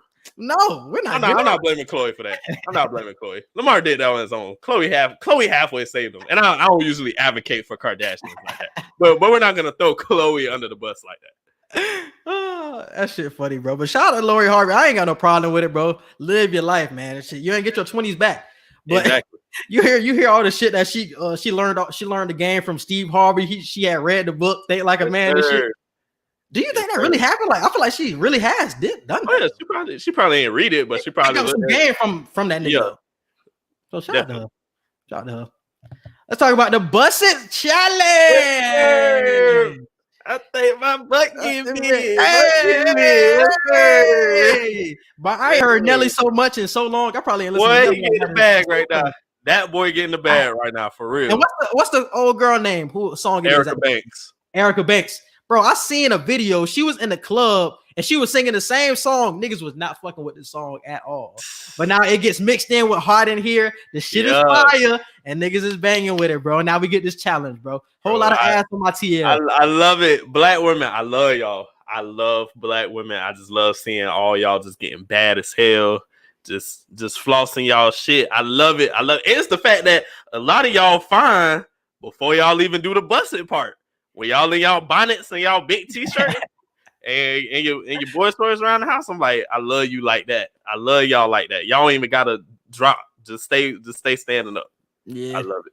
That's facts, bro. I love seeing the ass on my TL. I probably haven't. I've looked this hashtag up every day. Oh, I watch it every day. I bookmark so many of these. That shit crazy, bro. When is it gonna die? I don't feel like it's gonna die anytime soon either. I don't know, but this was a great way to start 2021. I love it. It was. It's good energy, bro. It's good energy. And we're getting Drake before the month is over. So it's like you got black women being black women. You got possibly the greatest album of the year dropping at the beginning of the year. Oh, damn, my nigga. Let me hear a song first? I tweeted today. It's been reported that he had tissues in the studio. We know we know it's about that. Take care too. Oh shit. Core water and tissues.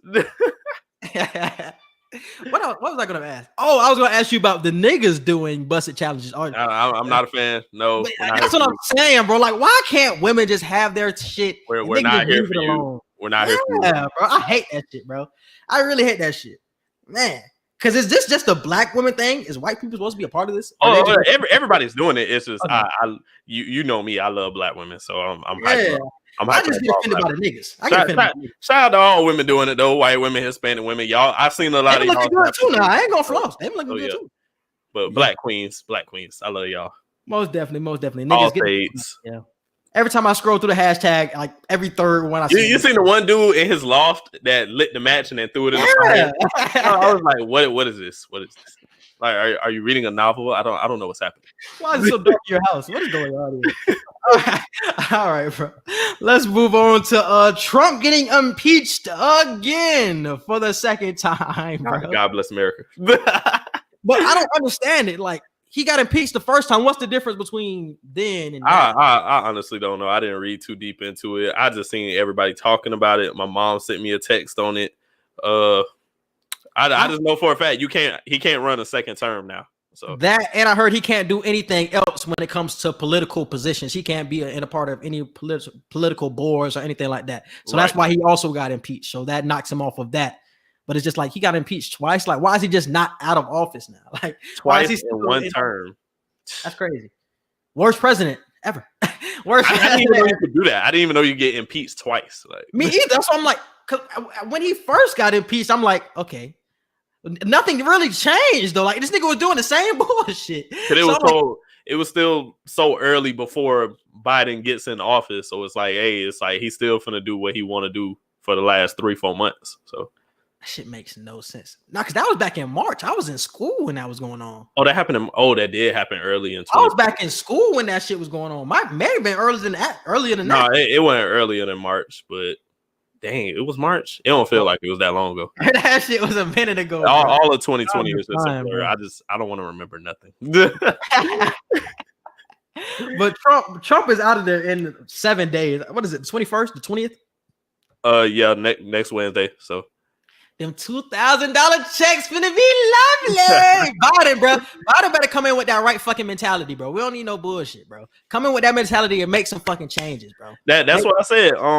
Him and Kamala, they got no excuse. You got the House and you got the Senate. So I don't want to hear that. We can't get nothing done because he wasn't removed. That's a whole process. Thank you, Denisha. Politics. That's our thing. So thank you. I need more detail.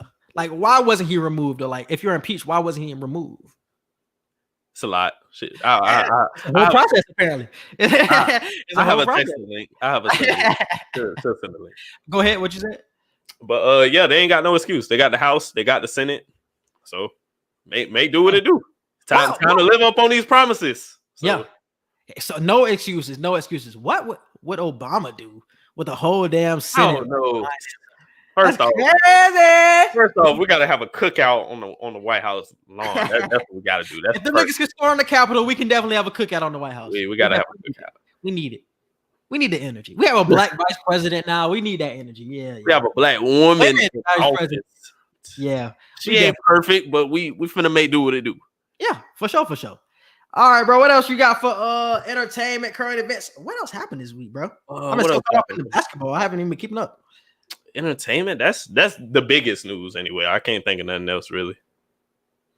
Yeah, that's about it for entertainment. That's about it. All right, bro, let's plug the Q&E radio. So if you don't know, we are on Dash Radio now. We are Q&E radio. We are every Thursday at 9 a.m. on the Nothing But Net station. You can definitely tune in tomorrow. It is not nothing but net. It's dashradio.com/nothing but net. NOTHINBUTNET. BUTNET. And yeah. And then you'll go right to us at 9 a.m. We run from 9 to 10. So definitely tune in tomorrow. And you can get the Dash Radio app as well. You don't have to just go online. Dash Radio app is free. It's a great app, by the way. I've been listening to stations on there, just listening to see like if I like the music. They got some pretty decent stations. So be sure to check them out. Like Quincy said, we on there every Thursday morning at 9 a.m. Yes. And I wanted to say something else. Damn. I forgot. I really done forgot, bro. Oh, we did. Oh, that's why I was mad we didn't talk about any of this Harden shit, like, because we have to record a day before we actually get put on. So we didn't talk about any of the Harden shit. We did dive deeper into the Kyrie shit. We dove deeper into the COVID, what solutions we think should happen. We talked about March Madness, Sharif Cooper. We talked about a lot, bro. Atlanta. So a lot of stuff that you didn't hear us talk about on the NBA and college basketball on this episode of Q&E podcast. Check us out in the morning. Make sure y'all wake up in the morning, dashradio.com or the Dash Radio app. Make sure y'all listen to us on the Net But Net podcast. We'll dive into so much more basketball stuff on there. Yes, and thank you for tuning in. We appreciate everybody who chimed in, everybody who commented, bro. We love all y'all for y'all support, but we are ending it. I about to say, did we do Past the Aux? No, we ain't do Past the Aux. Past the Aux. Damn, what you got for song of the week? What's my song of the week? What have I been listening to the most? Oh, I've been on my Young Dolph flow lately. So, To Be Honest by Young Dolph. I've been listening to a lot of Jay-Z, but what Jay-Z song do I want to rock with? Girls, Girls, Girls by Jay-Z. Been listening to a lot of that album, Blueprint. So definitely listening to that. And when do you say Drake shit coming out? I predicted it to come out this Friday, and I don't think it's going to happen. He's still in the stew. He's still in the stew this week. Yeah. So that theory is debunked. Or what if he drops it on like the last day of like that's why I figured. I was like, if he ain't drop it by now, he finna just wait till the 29th and drop it on the 29th. Yeah, he finna drop that junk on like the last day, bro, and just that shit finna be. So I predicted on like Sunday or Monday. I think I said he was gonna drop it this Friday. He would have said something by today, by Wednesday. He would have said something. So the fact that he didn't, we just finna have to wait till the end of January, y'all. And certified lover boy. Something is this weekend. Is the Grammys this weekend or is that next weekend? Don't know. Don't care. Because I want Freddie Gibbs to get that award. I want to see Freddie Gibbs get that. That's all. Snubbed a lot of people. I'll say it again. There's no way Lil Baby had the best-selling album amongst all genres, and you weren't even nominated for a rap album of the year. When you should have been nominated low-key for album of the year. You had the most streamed and most bought album amongst all genres, and you weren't nominated for either. Like that's just crazy to me. Oops. At least Freddie Gibbs get his credit. At least a black man wins. That's all I love. I mean, but we got black people being nominated either way, but it's still sad when somebody who deserves a nomination still don't get it. That's for sure. Him and The Weeknd. So shout out to both of them. Definitely stream them. Weeknd he had the hottest song of the year, and he finna perform at the Super Bowl, and then he didn't get nominated for Song of the Year. That's crazy to me. I mean, I didn't listen to any Weeknd, so I don't even know. He didn't get nominated for R&B album, and I don't think he got nominated for Song of the Year. So that's crazy. All right, bro. That's it for this edition of the podcast. Edgar, hit him with the social media. Y'all can follow us on Twitter at QE Podcast 1. You can follow us on Instagram at QANDE Podcast. You can follow and like our Facebook page. Don't forget to subscribe to our YouTube channel. Click the notification bell so you can see anytime that we drop new episodes. Our email, QANDEpodcast@gmail.com. And also, we have Snapchat now, so QE Podcast. Make sure y'all follow us on there. Yes, and definitely subscribe to all of our podcast platforms. We're on Apple Podcasts, Google Podcasts, Spotify, iHeartRadio. Definitely tap in. Listen to us tomorrow on Dash Radio. We would definitely appreciate y'all. We got a couple of trivia questions on there. We're giving out money. Definitely answer these trivia questions. We're literally giving out money. Giving out money. We different than a lot of other podcasts. We try to really include y'all and y'all answers and y'all opinions, and we try to give y'all money. So answer our trivia questions. Make sure y'all listen. Yes, sir. And we appreciate y'all for listening, and we out.